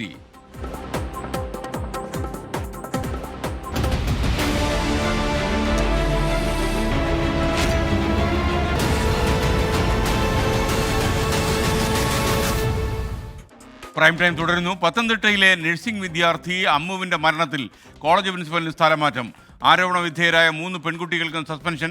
അമ്മുവിൻ്റെ മരണത്തിൽ സൈക്കാട്രി വിഭാഗം അധ്യാപകനെ പ്രതി ചേർക്കണമെന്നാവശ്യപ്പെട്ട് കുടുംബം പുതിയ പരാതി കൊടുത്തു. ചുട്ടിപ്പാറ നഴ്സിംഗ് കോളേജിലെ സൈക്കാട്രി വിഭാഗം അധ്യാപകൻ സജിക്കെതിരെയാണ് കുടുംബത്തിന്റെ പുതിയ ആരോപണം. അമ്മു സജീവ് മരിച്ച ദിവസം അധ്യാപകന്റെ സാന്നിധ്യത്തിൽ സഹപാഠികൾ മാനസികമായി പീഡിപ്പിച്ചെന്നും കുറ്റവിചാരണ നടത്തിയെന്നും ഡിവൈഎസ്പിക്ക് നൽകിയ പുതിയ പരാതിയിൽ ആരോപിക്കുന്നു. ഓരോ കുട്ടികളെയും വിളിച്ച് ഒരു കൗൺസിലിംഗ് അല്ലായിരുന്നു, ഒരു കുറ്റവിചാരണ പോലായിരുന്നു അവളെ ചെയ്തത് അങ്ങേരെ. അത് ഇന്നാണ് ഞങ്ങൾ ഈ ഡീറ്റെയിൽസ് അറിയുന്നത്. എന്നിട്ട് ഇയാൾ ഒരു അമ്മു നിരപരാധിത്വം തെളിയിക്കണമെന്നും പറഞ്ഞിട്ട് ഇയാൾ പറഞ്ഞു. അതിൽ നല്ല മനോവിഷമം ഉണ്ടാവുമല്ലോ. ഓക്കെ. അമ്മുവിന്റെ പരാതി തെളിയിക്കുന്ന കുറിപ്പും കുടുംബം ഇന്ന് പുറത്തുവിട്ടു. ഹോസ്റ്റൽ മുറിയിൽ നിന്ന് കുടുംബം തിരികെ കൊണ്ടുപോയ അമ്മുവിന്റെ വസ്തുക്കളിൽ നിന്നാണ് കുറിപ്പ് കണ്ടെത്തിയത്.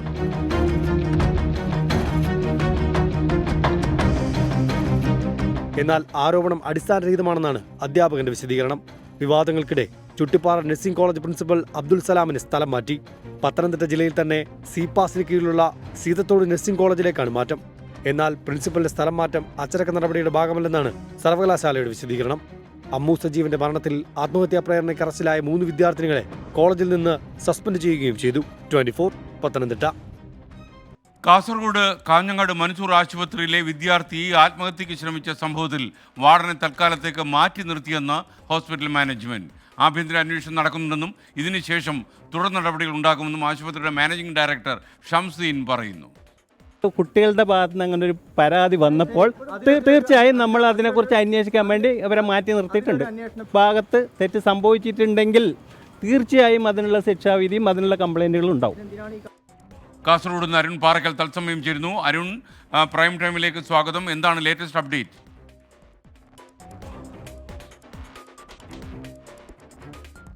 എസ് കെ, ഞാനിപ്പോൾ നിൽക്കുന്നത് കാഞ്ഞങ്ങാട് ഡിവൈഎസ്പി ഓഫീസിന് മുന്നിലാണ്. കാഞ്ഞങ്ങാട് ഡിവൈഎസ്പി വിളിച്ചു ചേർത്ത യോഗം വിദ്യാർത്ഥി പ്രതിനിധികളുടെയും അതുപോലെ തന്നെ വിദ്യാർത്ഥി യുവജന സംഘടനകളുടെയും മൻസൂർ ആശുപത്രി മാനേജ്മെൻറ്റിൻ്റെയും യോഗം അല്പസമയം മുൻപാണ് അവസാനിച്ചത്. പക്ഷേ പൂർണ്ണമായും ഈ യോഗം വിജയിച്ചു എന്ന കാര്യം നമുക്ക് പറയാൻ സാധിക്കില്ല. ആശുപത്രി മാനേജ്മെൻറ്റുമായി പോലീസ് നടത്തിയ ആ ചർച്ച വിജയിച്ചിട്ടുണ്ട്.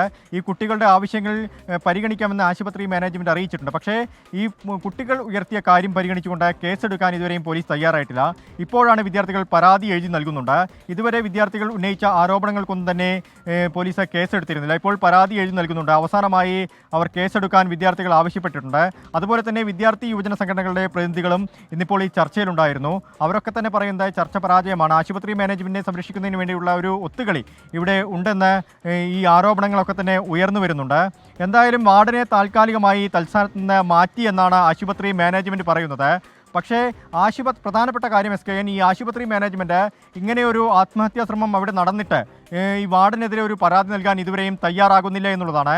ഇത് സംബന്ധിച്ച് ആശുപത്രി മാനേജ്മെൻറ്റ് അവരോട് ചോദിച്ചപ്പോൾ അക്കാര്യത്തിൽ വ്യക്തമായൊരു മറുപടി നൽകാനും ആശുപത്രി മാനേജ്മെൻറ്റ് തയ്യാറായിട്ടില്ല SKN. എന്തായാലും പ്രതിഷേധങ്ങൾ വരും ദിവസങ്ങളിലും ശക്തമാവുമെന്നാണ് അറിയാൻ സാധിക്കുന്നത് SKN. Okay, thank U. Umesh PP പറയുന്നു, ഞാൻ ഒന്നും പറയുന്നത് വായിക്കുന്നില്ലല്ലോ, 24-ൻ്റെ കുട വേണമെന്നാണ് അദ്ദേഹം പറയുന്നത്. കുടയുടെ കാര്യം നാളെ വിശദമായി നമുക്ക് മോർണിംഗ് ഷോയിൽ പറയാം.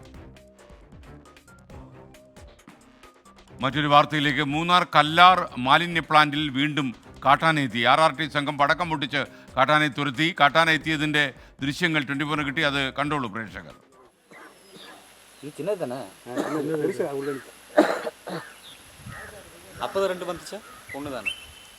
இது ஒன்று தான் வந்துக்கிட்டு இருக்கு. அது சைடில் போய் நின்றுக்கிச்சு. இது உள்ளே இருக்காருங்க, அது உள்ள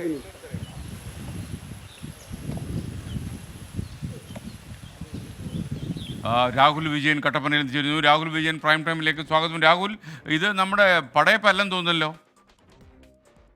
പടയപ്പയല്ല, ഒറ്റക്കൊമ്പൻ എന്ന് വിളിപ്പേരുള്ള മറ്റൊരു കാട്ടാനയാണ്. ഇത് അടുത്ത കാലത്തായി മൂന്നാറിൽ കളം പിടിച്ചിരിക്കുന്ന ഒരു കാട്ടാനയാണ്. നമ്മുടെ കല്ലാർ മാലിന്യ പ്ലാന്റിൽ സ്ഥിരമായി എത്തുന്നുണ്ട്. തൊഴിലാളികൾക്കൊക്കെ വലിയ തരത്തിലുള്ള ആശങ്കയും ബുദ്ധിമുട്ടും ഈ കാട്ടാന സൃഷ്ടിക്കുന്നു. കഴിഞ്ഞ കുറച്ച് ദിവസങ്ങളായി, ആഴ്ചകളായി ഈ കാട്ടാന ഈ കല്ലാർ മാലിന്യ പ്ലാന്റിൽ എത്തുന്നു, മാലിന്യങ്ങൾ ഭക്ഷിക്കുന്നു എന്നുള്ളതാണ് ഏറ്റവും ആശങ്കപ്പെടുത്തുന്നതും പ്രധാനപ്പെട്ടതുമായ കാര്യം. ഇന്നെന്തായാലും ഉച്ചയ്ക്ക് ശേഷമാണ് ഈ ഒറ്റക്കൊമ്പൻ കല്ലാർ മാലിന്യ പ്ലാന്റിലേക്ക് എത്തുകയും ചെയ്തത്. തൊഴിലാളികൾക്ക് വലിയ ബുദ്ധിമുട്ടുണ്ടായി, അവർക്ക് ജോലി പോലും തടസ്സപ്പെടുന്ന സാഹചര്യമുണ്ടായി. പിന്നാലെ RRTയെ വിവരം അറിയിക്കുകയായിരുന്നു. ഇപ്പോൾ മൂന്നാറിലെ RRT കുറച്ച് സജീവമാണ്. കാരണം കഴിഞ്ഞ കുറച്ച് നാളുകളായി കാട്ടാന ശല്യം രൂക്ഷമായതുകൊണ്ട് തന്നെ പ്രത്യേക ദൗത്യമൊക്കെ തുടങ്ങിയിട്ടുണ്ട്. അതുകൊണ്ട് തന്നെ RRTയെ വിളിച്ച ഉടൻ തന്നെ എത്തുകയും അവരുടെ കയ്യിലുണ്ടായിരുന്ന പടക്കം ഉൾപ്പെടെ പൊട്ടിച്ചുകൊണ്ട് ഈ ആനയെ തുരത്തുന്നതും ഈ ദൃശ്യങ്ങളിൽ നമുക്ക് വ്യക്തമാകുന്നുണ്ട്. എന്തായാലും നിലവിൽ ഈ പരിസര പ്രദേശങ്ങളിൽ തന്നെ ഈ ഒറ്റക്കൊമ്പൻ കാട്ടാന നിലയുറപ്പിച്ചിട്ടുണ്ട്. അവിടുത്തെ തൊഴിലാളികൾക്ക് ആശങ്കയുണ്ട്, അതുപോലെ തന്നെ അവിടുത്തെ നാട്ടുകാർക്കും ആശങ്കയുണ്ട് എന്നുള്ളതാണ് നമുക്ക് മനസ്സിലാക്കാൻ കഴിയുന്നത്. RRTയുടെ നിരീക്ഷണം ഉണ്ടെങ്കിൽ കൂടിയും ആനകൾ വരുന്നത് വലിയ തരത്തിലുള്ള ബുദ്ധിമുട്ട് തന്നെയാണ് മൂന്നാർ മേഖലയിൽ. SKN. ഓക്കെ, രാഹുൽ വിജയനാണ് വിവരങ്ങൾ നൽകിയത്. ഇനി നമുക്കൊരു ചെറിയ ഇടവേള എടുക്കാൻ സമയമാകുന്നു. ഇടവേള കഴിഞ്ഞു വരുമ്പോൾ വിഴിഞ്ഞം തുറമുഖത്തിൻ്റെ വയബിലിറ്റി ഗ്യാപ്പ് ഫണ്ടിൽ കേരളത്തിന് വീണ്ടും നിരാശ. വയബിലിറ്റി ഗ്യാപ്പ് ഫണ്ട് പല മടങ്ങായി തിരിച്ചടയ്ക്കണമെന്ന് കേന്ദ്ര ധനമന്ത്രി മുഖ്യമന്ത്രിക്ക് ഇത് ആവശ്യപ്പെട്ടുകൊണ്ട് കത്തയച്ചിട്ടുണ്ട്. വിഴിഞ്ഞം തുറമുഖത്തിൻ്റെ വയബിലിറ്റി ഗ്യാപ്പ് ഫണ്ടിൽ കേരളത്തിന് വീണ്ടും നിരാശ. വയബിലിറ്റി ഗ്യാപ്പ് ഫണ്ട് പല മടങ്ങായി തിരിച്ചടയ്ക്കണമെന്ന് നിർദ്ദേശിച്ച കേന്ദ്ര ധനമന്ത്രി നിർമ്മല സീതാരാമൻ മുഖ്യമന്ത്രി പിണറായി വിജയന് കത്തയച്ചു. 20% വരുമാന വിഹിതം വേണമെന്നും കത്തിൽ കേന്ദ്രമന്ത്രി ആവശ്യപ്പെട്ടു. വിഴിഞ്ഞം വിഷയത്തിൽ കേന്ദ്രത്തിന് ഇരട്ടത്താപ്പെന്ന് ഇന്ന് മുഖ്യമന്ത്രി കുറ്റപ്പെടുത്തി. അടിസ്ഥാന സൗകര്യ വികസനത്തിൽ സ്വകാര്യ നിക്ഷേപം പ്രോത്സാഹിപ്പിക്കുന്നതിന്റെ ഭാഗമായി സാമ്പത്തികമായി ലാഭമില്ലാത്ത പദ്ധതികൾക്ക് നൽകുന്ന കേന്ദ്ര സഹായമാണ് VGF അഥവാ വയബിലിറ്റി ഗ്യാപ്പ് ഫണ്ട്. കേന്ദ്ര ധനമന്ത്രാലയത്തിന്റെ ഡിപ്പാർട്ട്മെന്റ് ഓഫ് എക്കണോമിക് അഫയേഴ്സ് രൂപീകരിച്ച എംപവേർഡ് കമ്മിറ്റി 817.80 കോടി രൂപയാണ് VGF ആയി വിഴിഞ്ഞം തുറമുഖ പദ്ധതിക്ക് നൽകാൻ ശുപാർശ നൽകിയിരുന്നത്. എന്നാൽ ഇതുവരെയുള്ള കേന്ദ്ര സമീപനങ്ങൾക്ക് വിരുദ്ധമായിട്ടാണ് കേന്ദ്ര ധനമന്ത്രി നിർമ്മല സീതാരാമന്റെ കത്ത്. കേന്ദ്ര സർക്കാരും സംസ്ഥാന സർക്കാരും സംയുക്തമായാണ് VGF നൽകാൻ തീരുമാനിച്ചത്. കേന്ദ്ര വിഹിതം 817.80 കോടി രൂപയും സംസ്ഥാന വിഹിതം 817.20 കോടി രൂപയും VGF ഗ്രാന്റാണെന്നിരിക്കെയാണ് കേന്ദ്ര VGF വിഹിതത്തിൽ ലാഭവിഹിതം വേണമെന്ന് കേന്ദ്രം ആവശ്യപ്പെടുന്നത്. ഫണ്ട് പല മടങ്ങായി തിരിച്ചടയ്ക്കണമെന്ന കേന്ദ്ര സർക്കാർ നിലപാടിലൂടെ 12,000 കോടി രൂപയുടെ അധിക ബാധ്യതയാണ് കേരളത്തിനുണ്ടാവുക. തൂത്തുക്കുടി തുറമുഖത്തിന് നൽകിയ അതേ പരിഗണന വിഴിഞ്ഞത്തിനും നൽകണമെന്നായിരുന്നു കേരളത്തിന്റെ പ്രധാന ആവശ്യം. തൂത്തുക്കുടിക്ക് 1,411 കോടി രൂപ VGF ആയി അനുവദിച്ചിരുന്നു. എന്നാൽ തൂത്തുക്കുടി തുറമുഖത്തെയും വിഴിഞ്ഞത്തെയും തമ്മിൽ താരതമ്യം ചെയ്യാൻ കഴിയില്ലെന്നും തൂത്തുക്കുടി തുറമുഖം കേന്ദ്ര സർക്കാരിന്റെ അഡ്മിനിസ്ട്രേറ്റീവ് കൺട്രോളിൽ വരുന്ന തുറമുഖമാണെന്നും നിർമ്മല സീതാരാമൻ മുഖ്യമന്ത്രിക്ക് അയച്ച കത്തിൽ പറയുന്നു. തുച്ഛമായ വിഹിതം നൽകി കൂടുതൽ ലാഭം നേടാനാണ് കേന്ദ്രത്തിന്റെ ശ്രമമെന്ന് മുഖ്യമന്ത്രി പിണറായി വിജയൻ കുറ്റപ്പെടുത്തി. തുച്ഛമായ തുക മുടക്കുന്ന കേന്ദ്ര സർക്കാർ വലിയ ലാഭവിഹിതം പിടിച്ചടക്കുന്ന അവസ്ഥയാണ് ഉണ്ടാവുക. കേന്ദ്ര സർക്കാർ തങ്ങളുടെ പകപോക്കൽ സമീപനം വിഴിഞ്ഞത്തിൻ്റെ കാര്യത്തിലും തുടരുകയാണ് എന്നാണ് മനസ്സിലാക്കേണ്ടത്. വിഴിഞ്ഞം തുറമുഖത്തിന്റെ വാണിജ്യ തലത്തിലുള്ള പ്രവർത്തനം ആരംഭിച്ച് 1 വർഷത്തിനകം കേന്ദ്രം മുടക്കുന്ന VGF ഫണ്ട് GST വിഹിതമായി കേന്ദ്ര സർക്കാരിന് ലഭിക്കും എന്നിരിക്കെയാണ് കേന്ദ്ര സർക്കാരിന്റെ കേരളത്തിനെതിരായ നിലപാട്. 24 തിരുവനന്തപുരം. നാനു പൂക്കാട്ടിലിന് ഒരു യൂട്യൂബ് സന്ദേശം. എസ്കേനിത് ശരിയായില്ല. ഞങ്ങൾക്ക് ബ്രേക്ക് കഴിഞ്ഞ് വരാൻ പോകുന്ന ഒരു പരിപാടിയുടെ ചെറിയൊരു അപ്പകഷ്ണം തന്നിട്ട് ഞങ്ങളെ ടിവിയുടെ മുന്നിൽ പിടിച്ചിരുന്നിട്ട് താങ്കൾ ചായ കുടിക്കാൻ പോകും. നമ്മളിവിടെ തന്നെ വടി പോലെ കുന്തം വിഴുങ്ങി നിൽക്കുകയല്ലേ. ആക്ടർ വിനീദാസ് പറയുന്നു, ലോട്ടറി കള്ളപ്പണി കാട്ടുന്നവരെ പിടിക്കണം, അല്ലാതെ പാവപ്പെട്ടവൻ്റെ നെഞ്ചിൽ കയറുന്ന ഒരു പരിപാടി നിർത്തണം, അല്ലെങ്കിൽ സർക്കാർ വേറെ ഒരു വരുമാന മാർഗം കണ്ടെത്തി തരണമെന്നാണ് പറയുന്നത്. ഇനി ശബരിമലയിലേക്ക്. ശരണം സന്നിധാനം. സൈക്കിൾ പ്യൂർ അഗർബത്തി ശരണം സന്നിധാനം സമർപ്പിക്കുന്നത് അഗർബത്തി എന്നാൽ സൈക്കിൾ.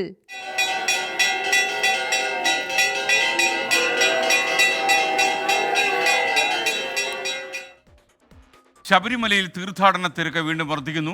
8 മണിവരെ തീർത്ഥാടകരുടെ എണ്ണം 70,000 കടന്നത്. കഴിഞ്ഞ ദിവസങ്ങളിൽ തീർത്ഥാടകരുടെ എണ്ണത്തിൽ നേരിയ കുറവ് രേഖപ്പെടുത്തിയിരുന്നു. YS അഭിനന്ദ് ശബരിമലയിൽ നിന്ന് തത്സമയം ചേരുന്നു. അഭിനന്ദ്, പ്രൈം ടൈമിലേക്ക് താങ്കൾക്ക് സ്വാഗതം. പറയൂ. SKN കഴിഞ്ഞ 2 ദിവസം തീർത്ഥാടകരുടെ എണ്ണത്തിൽ ഒരു കുറവുണ്ടായിരുന്നു. വീണ്ടും തീർത്ഥാടകരുടെ എണ്ണത്തിൽ വർധനവുണ്ട് എന്നതാണ് ഏറ്റവും പ്രധാനപ്പെട്ട കാര്യം. ഇന്ന് ഏതാണ്ട് 8 മണിവരെയുള്ള കണക്കുകൾ പ്രകാരം 75,000 കടന്നിരിക്കുകയാണ് ഭക്തജനങ്ങളുടെ എണ്ണം. ഇപ്പോൾ നമുക്ക് ദൃശ്യങ്ങളിൽ നിന്ന് കാണുന്നത് പോലെ തന്നെ തീർത്ഥാടകരുടെ ഒഴുക്ക് ഇപ്പോഴുമുണ്ട്. Spot booking 14,000 കടന്നിരിക്കുകയാണ്. ഇന്നലെയും അതുപോലെ തന്നെ ശനിയാഴ്ചയും ഒക്കെ തീർത്ഥാടകരുടെ എണ്ണത്തിൽ ഒരു നേരിയ കുറവുള്ളത് ദേവസ്വം ബോർഡ് വരുമാനത്തിലടക്കം കുറവുണ്ടായി എന്ന് ദേവസ്വം ബോർഡ് പ്രസിഡന്റ് വ്യക്തമാക്കി. ഏറ്റവും പ്രധാനപ്പെട്ട കാര്യം, പ്രതിപക്ഷ നേതാവ് VD സതീശൻ ഇന്ന് സന്നിധാനം സന്ദർശിച്ചു. അദ്ദേഹം സർക്കാരിന് ഒരു അഭിനന്ദനവും നൽകിയിട്ടുണ്ട്. ഇതുവരെയുള്ള കാര്യങ്ങളൊക്കെ വളരെ സുഗമമായാണ് മുന്നോട്ട് പോകുന്നത്. നിയമസഭയിൽ തങ്ങൾ ഉന്നയിച്ച സബ്മിഷൻ അടക്കമുള്ള കാര്യങ്ങൾ കൃത്യമായ ഒരു സമീപനം സർക്കാർ സ്വീകരിച്ചു. അതുകൊണ്ട് തിരക്ക് നിയന്ത്രണ വിധേയമായി മുന്നോട്ട് പോകുന്നുവെന്ന് പ്രതിപക്ഷ നേതാവ് വ്യക്തമാക്കി. എന്തായാലും തീർത്ഥാടകരുടെ എണ്ണത്തിൽ ഇന്ന് വർധനയുണ്ട്. ഇന്ന് രാത്രി 10:50 ഹരിവരാസനം പാടി നടയടയ്ക്കുന്നതോടുകൂടി ചടങ്ങുകൾ പൂർത്തിയാകും. എന്തായാലും തീർത്ഥാടന കാലം നാളെ അതിന്റെ 24ാം ദിവസത്തിലേക്ക് കടക്കുകയാണ്. SK. Okay, thank you YS Abhinand. ഇനി ശബരിമലയിലെ ഇന്നത്തെ ചടങ്ങുകളിലേക്ക്. BLM housing cooperative society limited ശബരിമലയിലെ ചടങ്ങുകൾ സമർപ്പിക്കുന്നത് Bharat Lajna multi state housing cooperative society limited.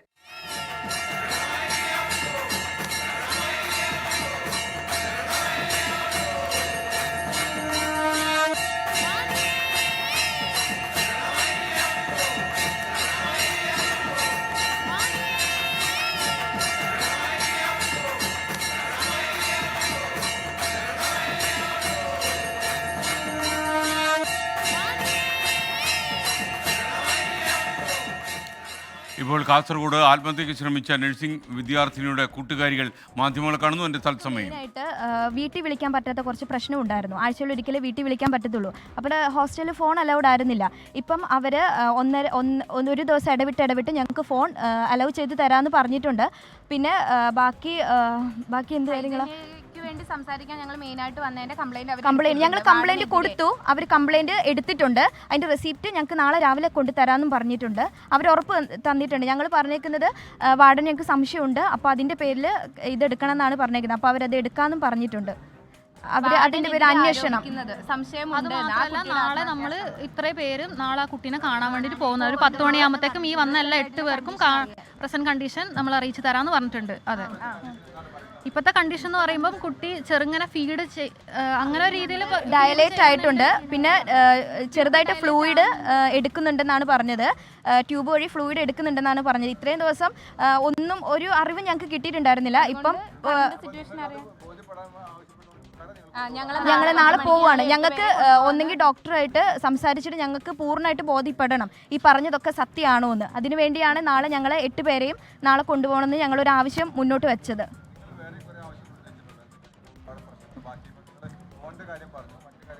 മറ്റു കാര്യങ്ങൾ കുറച്ച് പേഴ്സണൽ ആയിട്ടുള്ള കാര്യങ്ങളാണ് നമുക്ക് പറയാനുള്ളത്. പുറത്തു പറയാനില്ല. മുമ്പ് പരാതി കൊടുക്കാൻ തക്കതായ ഒരു സിറ്റുവേഷൻ ഉണ്ടായിട്ടില്ല. പ്രേക്ഷകർക്ക് വീണ്ടും സ്വാഗതം. പ്രൈം ടൈം തുടരുകയാണ്. ഇപ്പോൾ ഒരു വാർത്ത കൊച്ചിയിൽ നിന്ന് ഞങ്ങളുടെ ബ്യൂറോ റിപ്പോർട്ട് ചെയ്യുന്നു. വാടക താമസത്തിന് ഒരാൾ കട തല്ലി പൊളിച്ചു. അരയ്ക്ക് താഴെ സ്വാധീനമില്ലാതെ ഉള്ള കച്ചവടക്കാരൻ്റെ മീൻകടയാണ് ഇന്ന് തല്ലി പൊളിച്ചത്. ആലുവ അത്താണിയിലാണ് ഈ സംഭവം നടന്നത്. കച്ചവടത്തിനായി വെച്ചിരുന്ന മീനും വാരി പുറത്തേക്കിട്ടു. സുരേഷ് എന്ന അംഗപരിമിതനാണ് ആക്രമണത്തിന് ഇരയായത് എന്നാണ് റിപ്പോർട്ട്. കടയുടമയാണ് ഈ അക്രമത്തിന് പിന്നിൽ. പോലീസിന് പരാതി നൽകിയിട്ടും ചെങ്ങമനാട് പോലീസ് സ്ഥലത്തെത്തിയില്ല എന്നും പരാതിയുണ്ട്. മറ്റൊരു വാർത്തയിലേക്ക്. തൃപ്പൂണിത്തുറ പൂർണ്ണത്തൈശ ക്ഷേത്രത്തിലെ വൃശ്ചികോത്സവവുമായി ബന്ധപ്പെട്ട് ജില്ലാ കളക്ടറുടെ റിപ്പോർട്ടിനെതിരെ ഹൈക്കോടതിയിൽ ദേവസ്വം ഓഫീസറുടെ സത്യവാങ്മൂലം. ആന എഴുന്നള്ളിപ്പിൽ മാർഗനിർദ്ദേശങ്ങൾ പാലിക്കാൻ ശ്രമിച്ചുവെന്നാണ് ദേവസ്വം ഓഫീസർ റിപ്പോർട്ടിൽ വ്യക്തമാക്കിയിരിക്കുന്നത്. ശ്രീകാന്ത് കൊച്ചിയിൽ നിന്ന് ടെലിഫോണിലുണ്ട്. ശ്രീകാന്ത്, പ്രൈം ടൈമിലേക്ക് താങ്കൾക്ക് സ്വാഗതം. പറയൂ. Good evening again SKN. ഈ തൃപ്പൂണിത്തുറ പൂർണ്ണത്രയീശ ക്ഷേത്രത്തിലെ വൃശ്ചികോത്സവത്തിൽ ജില്ലാ കളക്ടറുടെ റിപ്പോർട്ടിനെതിരെ ഹൈക്കോടതിയിൽ ദേവസ്വം ഓഫീസറുടെ സത്യവാങ്മൂലം വന്നിട്ടുണ്ട്. ആന എഴുന്നള്ളിപ്പിൽ മാർഗനിർദ്ദേശങ്ങൾ പാലിക്കാൻ ശ്രമിച്ചു എന്നാണ് ദേവസ്വം ഓഫീസർ പറയുന്നത്. ആദ്യം 3 ദിവസം മാർഗനിർദ്ദേശങ്ങൾ പാലിക്കാൻ എല്ലാ നടപടിയും എടുത്തു. എന്നാൽ തുടക്കം മുതൽ ഭക്തർ പ്രതിഷേധിച്ചു. മാർഗനിർദ്ദേശങ്ങൾ പാലിക്കണമെന്ന നിർദ്ദേശത്തോട് ഭക്തർ സഹകരിച്ചില്ല എന്നാണ് ദേവസ്വം ഓഫീസർ പറയുന്നത്. ക്ഷേത്രത്തിലെ ആചാരങ്ങൾ ലംഘിക്കാൻ താൻ ശ്രമിക്കുകയാണെന്ന് ഭക്തർ ആരോപിച്ചു.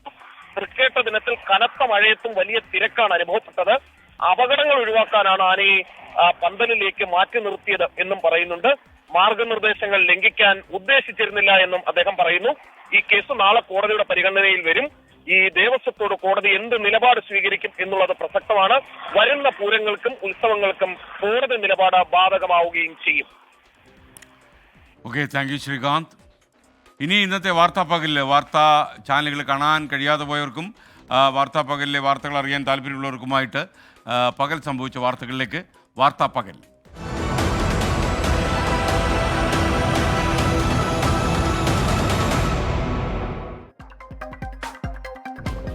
സ്കൂൾ കലോത്സവ സ്വാഗതഗാന വിവാദത്തിൽ നിന്ന് പിന്മാറി വിദ്യാഭ്യാസ മന്ത്രി. അവതരണ ഗാനം പഠിപ്പിക്കാൻ പ്രശസ്ത നടി 5 ലക്ഷം രൂപ പ്രതിഫലം ആവശ്യപ്പെട്ടെന്ന പ്രസ്താവന പിൻവലിച്ചു. നൃത്താവിഷ്കാരം ആരെയും ഏൽപ്പിച്ചിട്ടില്ലെന്നും വിവാദം ഇതോടെ അവസാനിപ്പിക്കണമെന്നും മന്ത്രി വി ശിവൻകുട്ടി. കളർകോട് വാഹനാപകടത്തിൽ മരിച്ച എടത്വ സ്വദേശി ആൽവിൻ ജോർജിന് വിട നൽകി ജന്മനാട്. മൃതദേഹം എടത്വ സെയിന്റ് ജോർജ് ഫൊറോനാപ്പള്ളി സെമിത്തേരിയിൽ സംസ്കരിച്ചു. മന്ത്രി സജി ചെറിയാൻ, കോൺഗ്രസ് നേതാവ് രമേശ് ചെന്നിത്തല തുടങ്ങിയവർ അന്ത്യോപചാരം അർപ്പിച്ചു. മലയാള ചലച്ചിത്ര രംഗത്തെ സമഗ്ര സംഭാവനയ്ക്കുള്ള JC ഡാനിയേൽ പുരസ്കാരം സംവിധായകൻ ഷാജി എൻ കരുണന്. 5 ലക്ഷം രൂപയും പ്രശസ്തി പത്രവും ശില്പവും അടങ്ങുന്നതാണ് പുരസ്കാരം. വിവാദ പരാമർശവുമായി അലഹബാദ് ഹൈക്കോടതി ജഡ്ജി ജസ്റ്റിസ് ശേഖർ യാദവ്. ഭൂരിപക്ഷത്തിന്റെ ആഗ്രഹപ്രകാരം രാജ്യം പ്രവർത്തിക്കുമെന്ന് പറയാൻ മടിയില്ല. ഏകീകൃത സിവിൽ കോഡ് ഉടൻ യാഥാർത്ഥ്യമാകുമെന്നും ജസ്റ്റിസ് ശേഖർ യാദവ്. ഭരണഘടനാ ലംഘനമെന്ന് ഓൾ ഇന്ത്യ ലോയേഴ്സ് യൂണിയൻ. ജഡ്ജിക്കെതിരെ നടപടി വേണമെന്ന ആവശ്യം. ഡൽഹിയിലെ സ്കൂളുകൾക്ക് വീണ്ടും വ്യാജ ബോംബ് ഭീഷണി. ഭീഷണി സന്ദേശമെത്തിയത് 40 സ്കൂളുകൾക്കെന്ന് പോലീസ്. ഡോഗ് സ്ക്വാഡും ബോംബ് സ്ക്വാഡും പരിശോധന നടത്തി. കേന്ദ്ര ആഭ്യന്തര മന്ത്രാലയത്തിനെതിരെ ആം ആദ്മി പാർട്ടി രംഗത്ത്. ഡൽഹിയിലെ ക്രമസമാധാന നില തകർന്നുവെന്ന് വിമർശനം. പെൻഷൻ തട്ടിപ്പിൽ അന്വേഷണം തുടർന്ന് സർക്കാർ വകുപ്പുകൾ. 74 ഉദ്യോഗസ്ഥർക്കെതിരെ അച്ചടക്ക നടപടിക്ക് മൃഗസംരക്ഷണ വകുപ്പ്. പ്രിൻസിപ്പൽ സെക്രട്ടറി നിർദ്ദേശം നൽകി. വിശദാന്വേഷണം നടത്താൻ അണ്ടർ സെക്രട്ടറിക്ക് നിർദ്ദേശം. സീരിയലുകൾക്കെതിരായ പരാമർശത്തിൽ ഉറച്ചുനിൽക്കുന്നുവെന്ന് ചലച്ചിത്ര അക്കാദമി ചെയർമാൻ പ്രേംകുമാർ. ചില സീരിയലുകൾ മാരകമായ വിഷം. തന്റെ അഭിപ്രായത്തിന് പൊതുസമൂഹത്തിൽ നിന്ന് വലിയ സ്വീകാര്യത ലഭിച്ചെന്നും പ്രേംകുമാർ. റിസർവ് ബാങ്കിന് പുതിയ ഗവർണർ. സഞ്ജയ് മൽഹോത്ര പുതിയ RBI ഗവർണറാകും. നിലവിലെ RBI ഗവർണർ ശക്തികാന്ത ദാസ് നാളെ പടിയിറങ്ങും.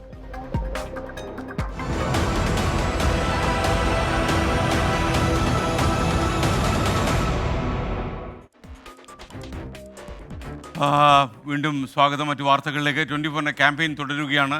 തലവയ്ക്കല്ലേ, ഇത് തട്ടിപ്പാണ്.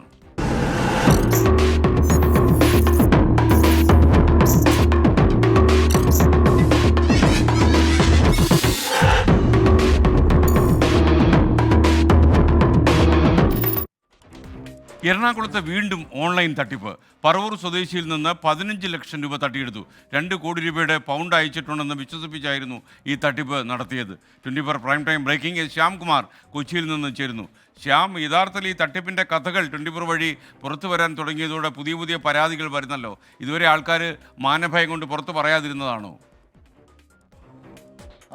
SKN ഒരു പരിധിവരെ തട്ടിപ്പിനിരയാകുന്ന ആളുകൾ ഇനി ആർക്കും ഇത്തരമൊരു തട്ടിപ്പ് ഉണ്ടാകരുത് എന്ന് കരുതി അത് തുറന്നു പറയാൻ തയ്യാറാകുന്നു എന്നുള്ള ശ്രദ്ധേയമാണ്.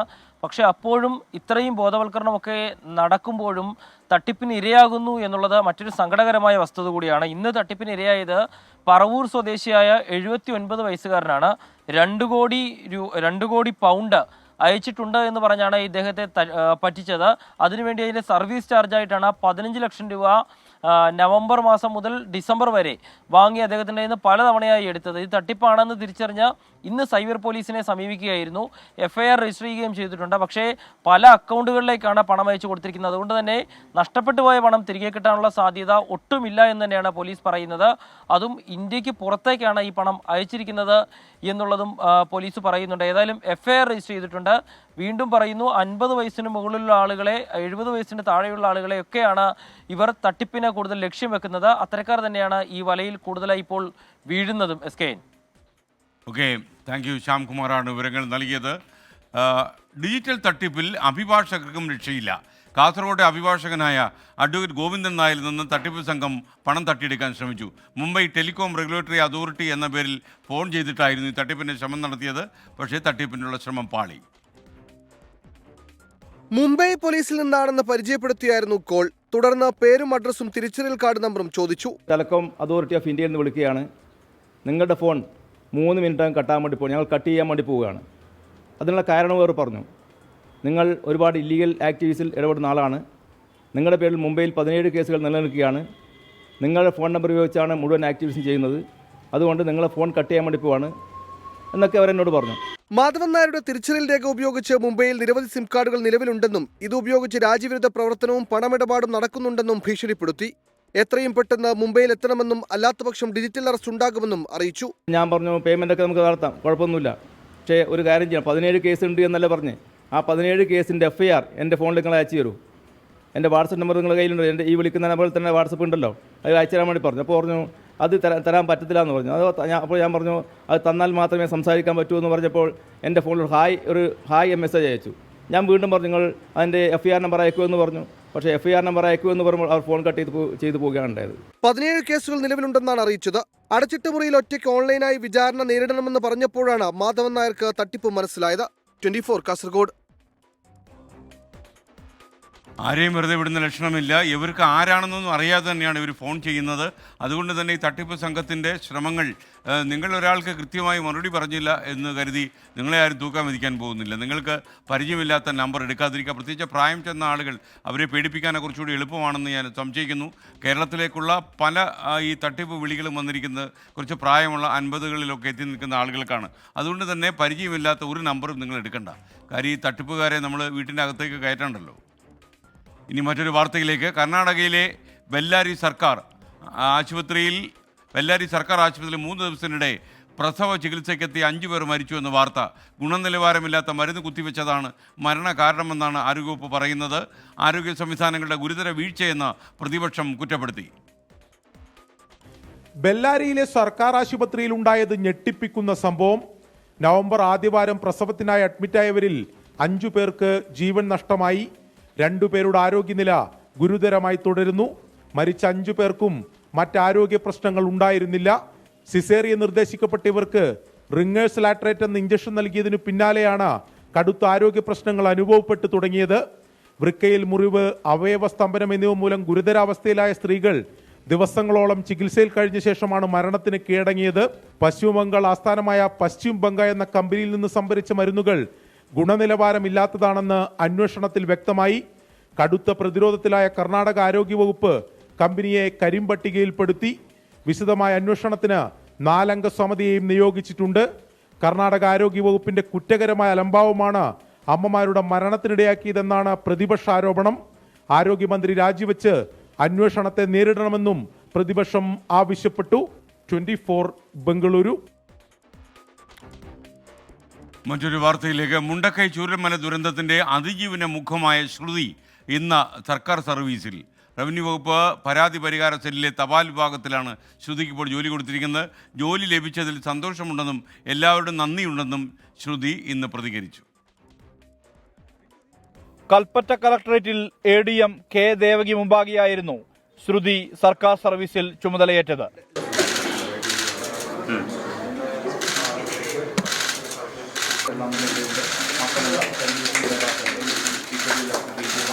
എല്ലാവർക്കും നന്ദിയെന്ന ശ്രുതി. സന്തോഷമുണ്ട്. മുന്നോട്ടുള്ള ജീവിതത്തിന് ഒരു കൈത്താങ്ങായതുകൊണ്ട് ഭയങ്കര സന്തോഷമുണ്ട്.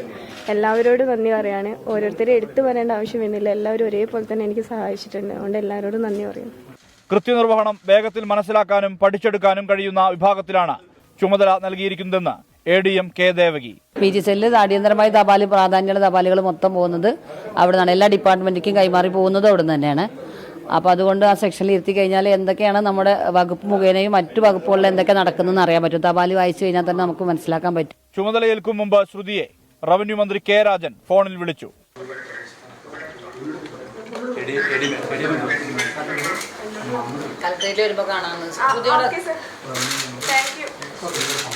CPI ജില്ലാ സെക്രട്ടറി EJ ബാബു, CPIM സംസ്ഥാന കമ്മിറ്റി അംഗം CK ശശീന്ദ്രൻ, RJD ജില്ലാ working president PK Anilkumar, CPIM Kalpetta area secretary V Haris തുടങ്ങിയവരും ശ്രുതിക്കൊപ്പം ഉണ്ടായിരുന്നു. 24 വയനാട്. പ്രേക്ഷകർക്ക് വീണ്ടും സ്വാഗതം. പ്രൈം ടൈം തുടരുകയാണ്. രാജ്യസഭാ ചെയർമാൻ ജഗദീപ് ധൻഖറിനെതിരെ അവിശ്വാസ പ്രമേയ നീക്കവുമായി പ്രതിപക്ഷം. ചെയർമാൻ പക്ഷപാതപരമായി പെരുമാറുന്നുവെന്ന് ആരോപിച്ചുള്ള പ്രമേയത്തിൽ 70 അംഗങ്ങൾ ഒപ്പുവെച്ചു. ഗൗതം അദാനി കോഴ, ജോർജ് സോറോസ് ബന്ധം എന്നിവ ആയുധമാക്കിയുള്ള ഭരണ പ്രതിപക്ഷ ഏറ്റുമുട്ടലിൽ ഇരു സഭകളും ഇന്ന് സ്തംഭിച്ചു. മുൻ ദിവസങ്ങളിൽ നിന്നും വ്യത്യസ്തമായി രാജ്യസഭയാണ് ഇന്ന് ശക്തമായ ഭരണ പ്രതിപക്ഷ ഏറ്റുമുട്ടലിന് വേദിയായത്.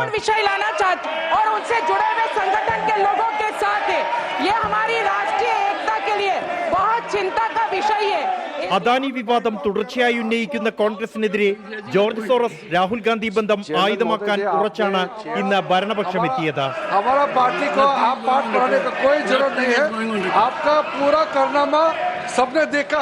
രാജ്യസുരക്ഷയെ ബാധിക്കുന്ന തരത്തിൽ ഒരു രാഷ്ട്രീയ പാർട്ടി വിദേശ ശക്തികളുമായി ചേർന്ന് പ്രവർത്തിക്കുന്നുവെന്ന റിപ്പോർട്ട് ചർച്ച ചെയ്യണമെന്നാവശ്യപ്പെട്ട് ഭരണപക്ഷാംഗങ്ങൾ നോട്ടീസ് നൽകി.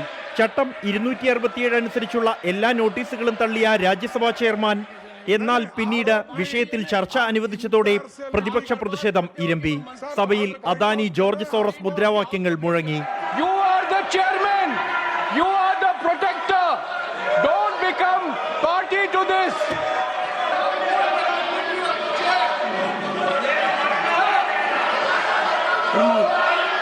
സഭ ഇന്നത്തേക്ക് പിരിയുന്നുവെന്നറിയിച്ച ചെയർമാൻ നാളെ രാവിലെ സഭാകക്ഷി നേതാക്കളുടെ യോഗം വിളിച്ചു. എന്നാൽ സ്ഥിരമായി പക്ഷപാതപരമായി പെരുമാറുന്നുവെന്നാരോപിച്ച് സഭാധ്യക്ഷനെതിരെ അവിശ്വാസ പ്രമേയം കൊണ്ടുവരാനാണ് ഇന്ത്യ സഖ്യത്തിന്റെ നീക്കം. തൃണമൂൽ കോൺഗ്രസ്, സമാജ്വാദി പാർട്ടി, ആം ആദ്മി പാർട്ടിയടക്കം 70 അംഗങ്ങൾ ഇതിനകം പ്രമേയത്തിൽ ഒപ്പുവെച്ചെന്നാണ് വിവരം. കാർഷിക വിഷയങ്ങൾ ഉൾപ്പെടെ ഉന്നയിച്ചുള്ള ബഹളത്തെ തുടർന്നാണ് ലോക്സഭ ഇന്ന് സ്തംഭിച്ചത്. അദാനി കോഴയിൽ വ്യത്യസ്തമായ പ്രതിഷേധമാണ് കോൺഗ്രസിന്റെ നേതൃത്വത്തിൽ ഇന്ന് സഭാ കവാടത്തിൽ നടന്നത്. 24 ഡൽഹി.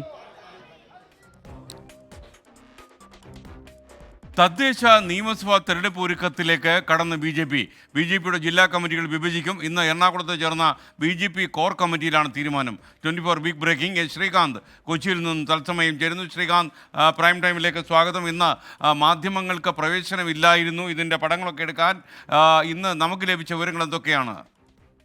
SKN ആദ്യത്തെ കാര്യം, മാധ്യമങ്ങൾക്ക് വിലക്ക് ഏർപ്പെടുത്തിയ ആ യോഗത്തിന്റെ പടം, അതിന്റെ ആ ചിത്രം നമുക്ക് കിട്ടിയിട്ടുണ്ട് എന്നുള്ളതാണ്. എന്തായാലും ഇനി വാർത്തയിലേക്ക് വരികയാണെങ്കിൽ BJPയെ സംബന്ധിച്ചിടത്തോളം വലിയ മാറ്റത്തിന്, സമൂലമായ അഴിച്ചുപണിക്കാണ് അവർ ഒരുങ്ങിയിരിക്കുന്നത്. കാരണം അവരെ സംബന്ധിച്ചിടത്തോളം ഈ കഴിഞ്ഞ നിയമസഭാ ഉപതെരഞ്ഞെടുപ്പിൽ വലിയ തിരിച്ചടി നേരിട്ടു. അതിനെ മറികടക്കാനുള്ള തന്ത്രങ്ങൾ ആവിഷ്കരിച്ചുകൊണ്ടാണ് ഇപ്പോൾ അവരുടെ നീക്കങ്ങൾ ഉണ്ടായിട്ടുള്ളത്. അതായത് സംഘടനയുടെ ജില്ലാ കമ്മിറ്റികൾ വിഭജിക്കാൻ തീരുമാനിച്ചിട്ടുണ്ട് BJP. തിരുവനന്തപുരം, എറണാകുളം, കോഴിക്കോട് ജില്ലകളിൽ 3 ജില്ലാ കമ്മിറ്റികൾ വീതം നിലവിൽ വരും എന്നുള്ളതാണ് മനസ്സിലാക്കുന്നത്. ഇപ്പോഴുള്ളത് കൂടാതെ ഒരു ജില്ലയെ 3 ആയി വിഭജിക്കാനാണ് നിലവിൽ തീരുമാനിച്ചിട്ടുള്ളത്. അതോടൊപ്പം തന്നെ മറ്റ് 11 ജില്ലകൾ 2 ജില്ലാ കമ്മിറ്റികളും വരും. അതായത് ഇപ്പോൾ എറണാകുളം ജില്ലയിൽ 3 വീതിച്ച് 3 ജില്ലാ കമ്മിറ്റികൾ വരും എന്നുള്ളതാണ്. ഒരു റവന്യൂ ജില്ലയിൽ 3 ജില്ലാ കമ്മിറ്റികൾ, ആ രീതിയിലായിരിക്കും തീരുമാനം. തിരുവനന്തപുരം, എറണാകുളം, കോഴിക്കോട് ജില്ലകളിൽ 3 ജില്ലാ പ്രസിഡന്റുമാരും മറ്റ് ജില്ലകളിൽ 2 ജില്ലാ പ്രസിഡന്റുമാരും വരും എന്നുള്ള വാർത്ത കൂടി ഇപ്പോൾ നമുക്ക് നൽകാൻ കഴിയും. ഇന്ന് എറണാകുളത്ത് ചേർന്ന BJP കോർ കമ്മിറ്റി യോഗത്തിലാണ് തീരുമാനമുണ്ടായത്. നേരത്തെ നിയമസഭാ മണ്ഡലം കമ്മിറ്റിയെ BJP 2 വിഭജിച്ചിരുന്നു. തദ്ദേശ തെരഞ്ഞെടുപ്പിനോട് അനുബന്ധിച്ച ഇന്നത്തെ കോർ കമ്മിറ്റി യോഗത്തിലാണ് ഈ തീരുമാനമുണ്ടായത്. സംസ്ഥാന ഉപാധ്യക്ഷന്മാരായ ഡോക്ടർ KS രാധാകൃഷ്ണനെയും ശോഭ സുരേന്ദ്രനെയും കോർ കമ്മിറ്റിയിൽ ഉൾപ്പെടുത്തി എന്നുള്ളതും ഇന്നത്തെ കോർ കമ്മിറ്റി യോഗത്തിന്റെ ഏറ്റവും പ്രധാനപ്പെട്ട തീരുമാനമാണ്. മാധ്യമങ്ങളെ വിലക്കിയ ഈ കോർ കമ്മിറ്റിയുടെ ചിത്രങ്ങളാണ് നമ്മളിപ്പോൾ കാണുകയും ചെയ്യുന്നത്. സമൂലമായ അഴിച്ചുപണി ഈ ഉപതെരഞ്ഞെടുപ്പിൽ BJP തിരിച്ചടിയേറ്റതിന് പിന്നാലെ ഇപ്പോൾ നടത്താൻ പോകുന്നു. തിരുവനന്തപുരത്തും കോഴിക്കോടും എറണാകുളത്തും 3 ജില്ലാ പ്രസിഡന്റുമാർ വീതം വരും. ബാക്കി 11 ജില്ലകളിൽ 2 ജില്ലാ പ്രസിഡന്റുമാരും വരും. ഏറ്റവും ആദ്യം ഈ വിവരം വരുന്നതും ഇപ്പോൾ 24-ലൂടെയാണ്. Okay, thank you Sreekanth. ഇനി മറ്റൊരു വാർത്തയിലേക്ക്. കോഴിക്കോട് എലത്തൂരിലെ ഇന്ധന ചോർച്ചയിൽ ഹിന്ദുസ്ഥാൻ പെട്രോളിയം കോർപ്പറേഷൻ ലിമിറ്റഡിനെതിരെ പോലീസ് കേസെടുത്തു എന്ന വാർത്ത വരുന്നു. കൗൺസിലറായ മനോഹർ മാങ്ങാറിൻ്റെ പരാതിയിലാണ് നടപടി. 24 പ്രൈം ടൈം ബ്രേക്കിംഗുമായി രാഹുൽ സുരേഷ് കോഴിക്കോട് നിന്ന് ചേരുന്നു. രാഹുൽ, പ്രൈം ടൈമിലേക്ക് താങ്കൾക്ക് സ്വാഗതം. പറയൂ വിവരങ്ങൾ. SKN കോഴിക്കോട് എലത്തൂരിലെ HPCL കമ്പനിയിൽ നിന്നും 1500 ലിറ്റർ ഡീസലാണ് ജനവാസ മേഖലയിലേക്ക് ഒഴുകിയത്. ഈ സംഭവത്തിൽ സർക്കാർ വകുപ്പുകളുടെ അന്വേഷണം ഇപ്പോഴും പുരോഗമിക്കുകയാണ്. അതിനിടയിലാണ് പോലീസ് ഈ സംഭവവുമായി ബന്ധപ്പെട്ട് ആദ്യമായി കേസെടുക്കുന്നത്. എലത്തൂരിലെ വാർഡ് കൗൺസിലറായിട്ടുള്ള മനോഹരൻ നൽകിയ പരാതിയിലാണ് ഇപ്പോൾ കേസെടുത്തിട്ടുള്ളത്. അതായത് മനോഹരന്റെ പരാതി ഇങ്ങനെയായിരുന്നു: ജനങ്ങളുടെ ജീവനും സ്വത്തിനും ഭീഷണിയാവുന്ന HPCL കമ്പനിക്കെതിരെ നടപടി വേണമെന്നാണ് ഈ പരാതിയിൽ പറയുന്നത്. അതിന്റെ അടിസ്ഥാനത്തിലാണ് എലത്തൂർ പോലീസ് സ്റ്റേഷനിലെ SI ആയിട്ടുള്ള സുരേഷ് കുമാറിന്റെ നേതൃത്വത്തിൽ പോലീസ് കേസെടുക്കുകയും അന്വേഷണം ആരംഭിക്കുകയും ചെയ്തിട്ടുള്ളത്. SI ആയി നമ്മൾ സംസാരിച്ചിരുന്നു. അദ്ദേഹം പറയുന്നത് ഈ കമ്പനിക്ക് നോട്ടീസ് നൽകുന്നത് ഉൾപ്പെടെയുള്ള നടപടിക്രമങ്ങളിലേക്ക് കടക്കുമെന്നാണ് പറയുന്നത്. കഴിഞ്ഞ ദിവസമാണ് HPCL കമ്പനിയിൽ നിന്നും ഈ ഡീസൽ പുറത്തേക്ക് ഒഴുകിയത്. ഇതിന്റെ പ്രശ്നങ്ങൾ ഇപ്പോഴും ഈ പ്രദേശത്തുള്ള ആളുകൾ അനുഭവിച്ചുകൊണ്ടിരിക്കുകയാണ്.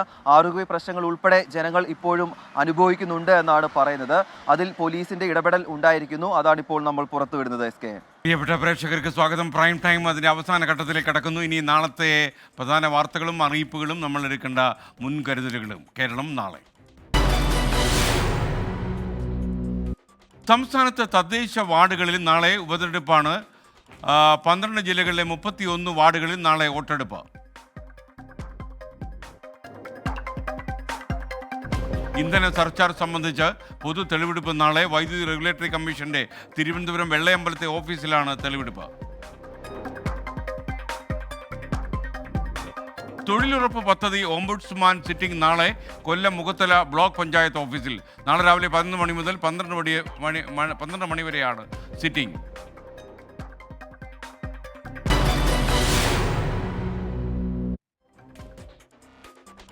ഇനി കാണാം വാൽകൃഷ്ണം.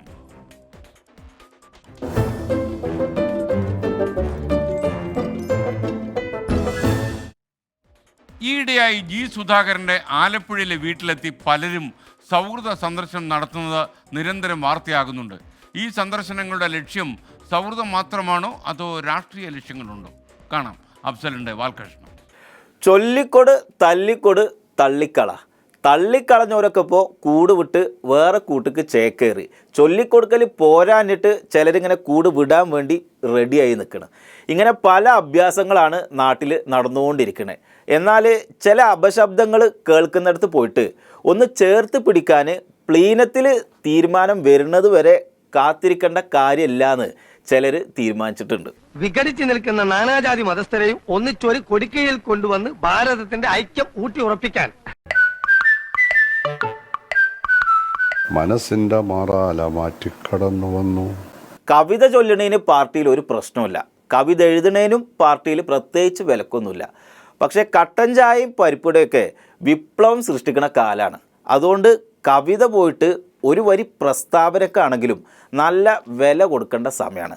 അതുകൊണ്ട് പോവാൻ വേണ്ടി തീരുമാനിച്ചു. അതെ, വ്യക്തമായിട്ട് പ്ലാൻ എന്താണെന്ന് പറഞ്ഞിട്ട് പോയാൽ മതി. ആദ്യം ഞാൻ നേരെ ചെല്ലുന്നു. അയാളുടെ ദേഹത്ത് പതുക്കെ ഒന്ന് മുട്ടിയിട്ട് അറിയാതെ പറ്റിയ പോലെ സോറി എന്ന് പറയുന്നു. പിന്നെ നേരെ എഴുത്തും വായനയിലൊക്കെ നല്ല താല്പര്യമുള്ള ജി സുധാകരന് ഒരു പുസ്തകം അങ്ങോട്ട് കൊടുത്തു. ആലപ്പുഴ, കായംകുളം, കരുനാഗപ്പള്ളി ആ ഏരിയ മൊത്തത്തിൽ പാർട്ടിക്ക് എന്തോ ഒരു പന്തികേടുണ്ട്. പക്ഷെ ആ പന്തികേട് തീർക്കൽ ചെറിയ ചടങ്ങല്ല. മുത്തേ പൊന്നേ പിണങ്ങല്ലേ. അങ്ങനെ സുധാകരേട്ടനെ കണ്ടത് ജയരാജേട്ടനും, ജയരാജേട്ടനെ കണ്ടത് സുധാകരേട്ടനും പെരുത്ത് സന്തോഷായി. വളരെയധികം സന്തോഷകരമായിട്ടൊരു മുഹൂർത്തമാണ് ഇവിടെ ഉണ്ടായിട്ടുള്ളത്. പിന്നെ പുതിയ കാര്യങ്ങൾ ചർച്ച ചെയ്യുന്നതിനേക്കാൾ നല്ലത് പഴയ കുറച്ച് കാര്യങ്ങൾ ഓർമ്മിക്കണമായിരിക്കും നല്ലത് എന്ന് PJക്ക് മനസ്സിലായി. സഖാവ് ജി സുധാകരൻ ഞങ്ങളൊക്കെ വിദ്യാർത്ഥി സംഘടനാ പ്രവർത്തകരായിരുന്ന ഘട്ടത്തിൽ എൻ്റെ നേതാവായിട്ടുള്ള ആളാണ്. KSFൻ്റെ ഭാഗമായിട്ട് ഞങ്ങളൊക്കെ പ്രവർത്തിക്കുന്ന സമയത്ത് സംസ്ഥാന നേതാവാണ്. ബാല്യകാലത്തിൻ്റെ ഓർമ്മകൾ തിങ്ങുന്നു, മനസ്സിൻ്റെ ശിഖകൾ തോറും മനസ്സിൻ്റെ മാറാല മാറ്റിക്കടന്നു വന്നു. പിന്നെ ഒരു കഥ പറച്ചിലായിരുന്നു. പഴയ കഥകളും വന്ന വഴികളും അങ്ങനെ പാടിയും പറഞ്ഞൊക്കെ കുറച്ച് സമയം. രാഷ്ട്രീയ നേതാക്കന്മാരെന്ന നിലക്ക് ഞങ്ങൾ സ്വാഭാവികമായിട്ടും കുറേ കാര്യങ്ങൾ അനുസ്മരിച്ചു. ഓടിക്കളിക്കും ശിശുക്കളും നാട്ടിലെ ഓടവരമ്പിലും പാടവരമ്പിലും വറ്റിവരണ്ട് കിടക്കും നിലങ്ങൾ തൻ വിസ്തൃതമാകുന്ന മാറിടത്തെങ്കിലും കാലുകൾ മേയുന്ന പച്ചപ്പുൽമേടുകൾ നാടിന്റെ ഓമന സൗവർണ സ്വപ്നമേ. അവനിങ്ങനെ പേടിപ്പിക്കണ്ടായിരുന്നു. അപ്പോൾ പഴയ ഓർമ്മകളൊക്കെ ഒന്ന് പുതുക്കിയ സ്ഥിതിക്ക് പുതിയ കാര്യങ്ങൾ എന്തെങ്കിലുമൊക്കെ ചെയ്യുമ്പോൾ ആ പഴയ ഓർമ്മകൾ ഒന്ന് ഓർക്കുമെന്ന പ്രതീക്ഷയിൽ ജയരാജേട്ടൻ ആലപ്പുഴയിൽ നിന്ന് മടങ്ങി.